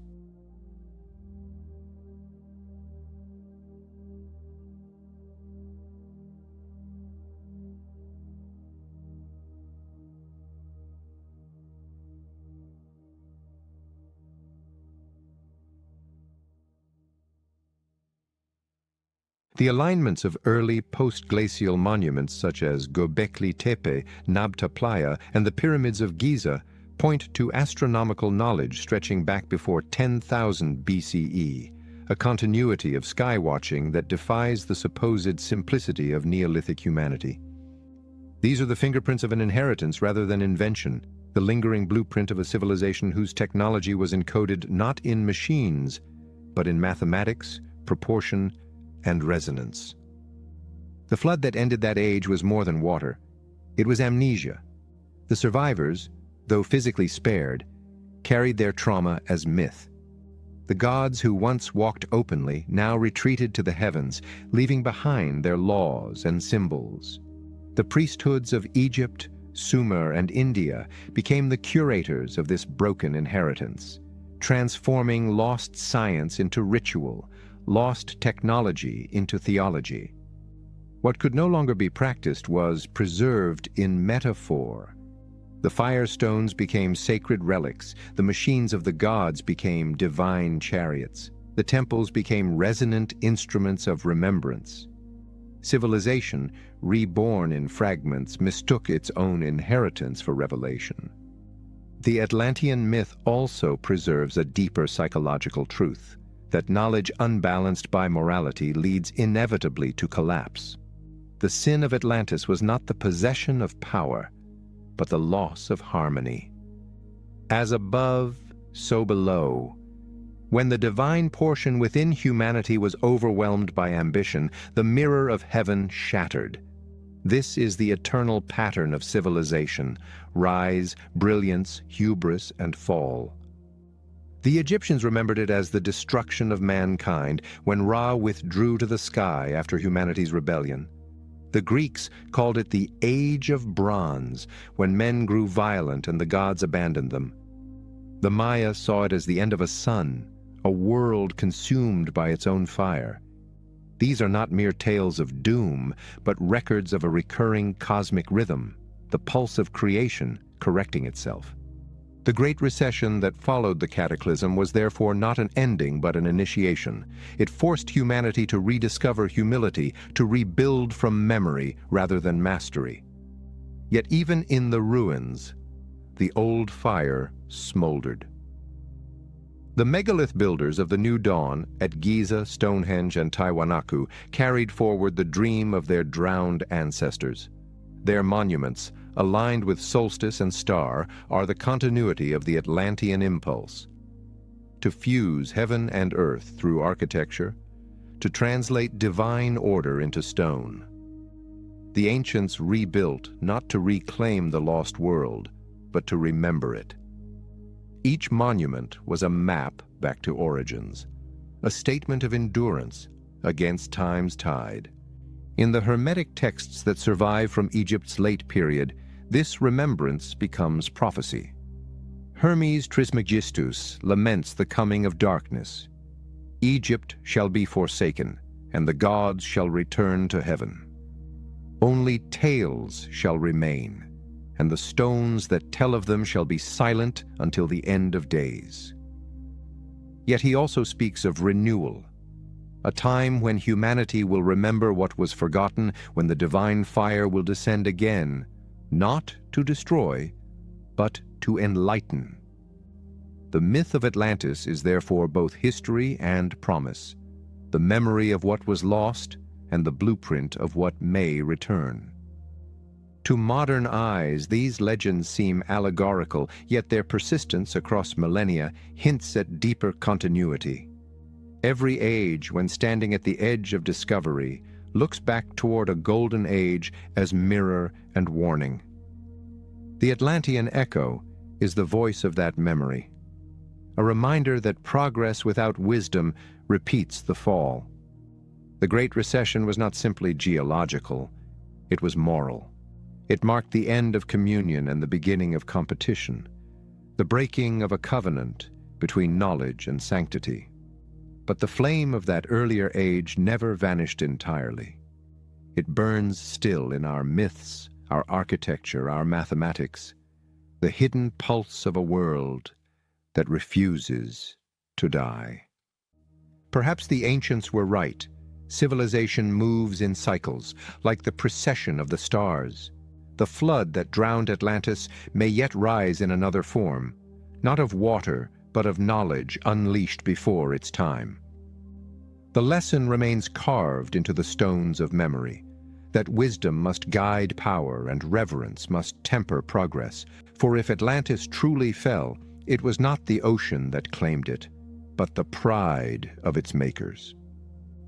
And should we forget that balance again, the same sea of consequence will come for us, as it always does, to wash the world clean, that it might remember how to begin once more.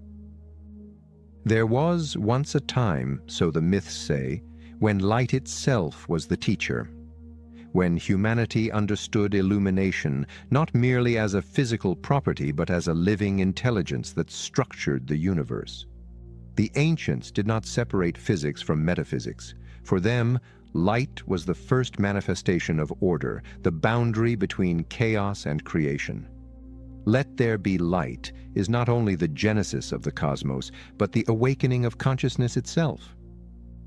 In those forgotten ages, to study light was to study the mind of the gods, the radiant principle that sustained life and revealed form. Yet as civilization fell and knowledge fractured, this understanding dimmed, What remained were fragments, rituals, temples, symbols that hinted at an older mastery. The sciences of light became the mysteries of light, their principles recast in theology and myth. Humanity continued to build in its image, to worship its brilliance, but the true comprehension of its power, the synthesis of material, energetic, and spiritual illumination, slipped into shadow. In Egypt, the priest-engineers of Heliopolis once declared that the sun was the visible body of an invisible intelligence. Ra was not merely a star, but the expression of cosmic will through radiance. The Benben stone, gleaming with electrum, was said to focus the first rays of creation, a pyramidion that captured the dawn's essence. Temples, such as Abu Simbel, Edfu, and Karnak, were constructed as instruments of light. On certain days, the rising or setting sun penetrated their sanctuaries, illuminating statues of the gods with pinpoint precision. These were not coincidences, but deliberate calibrations, evidence of an empirical science of illumination. The Egyptians measured light's angles, color, and reflection with sacred precision, using it as a medium for divine communication. The priests of Ra understood that light could purify, energize, and encode meaning. They saw in it the eternal rhythm of creation and return.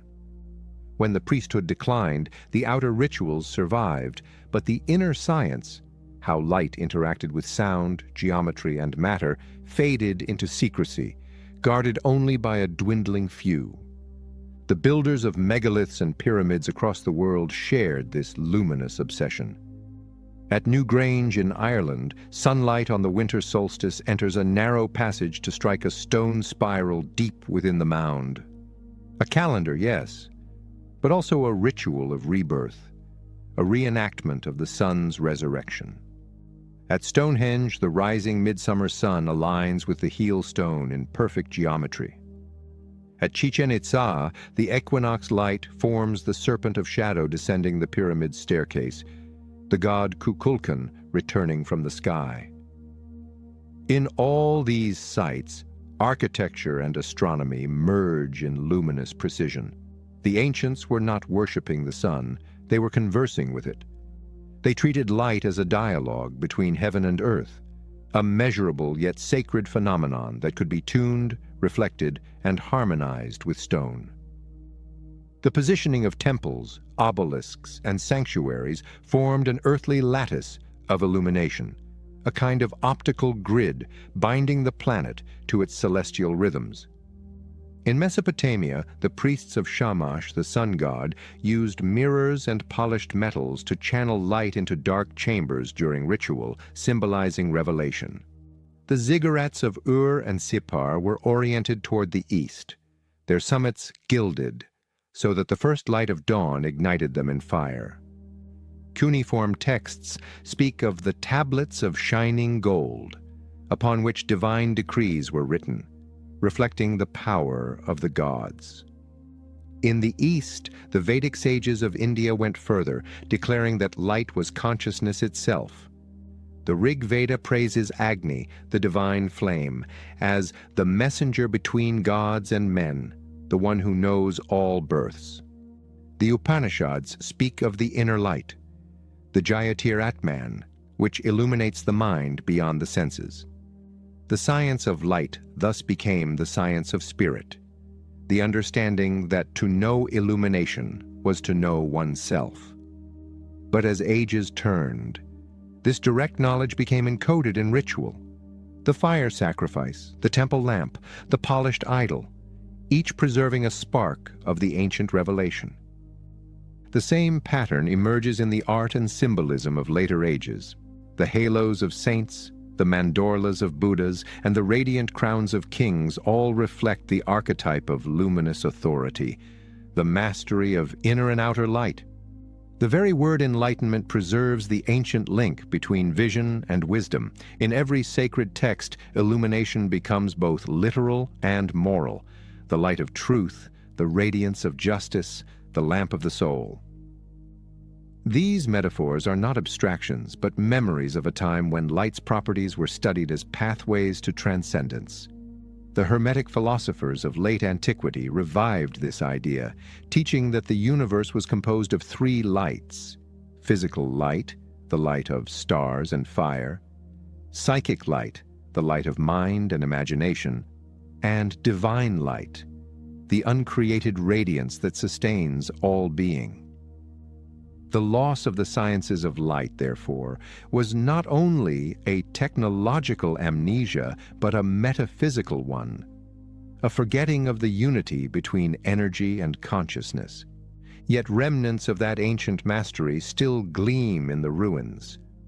The polished diorite of Egyptian statues reflects light with an uncanny, lifelike sheen, achieved through methods still debated by engineers.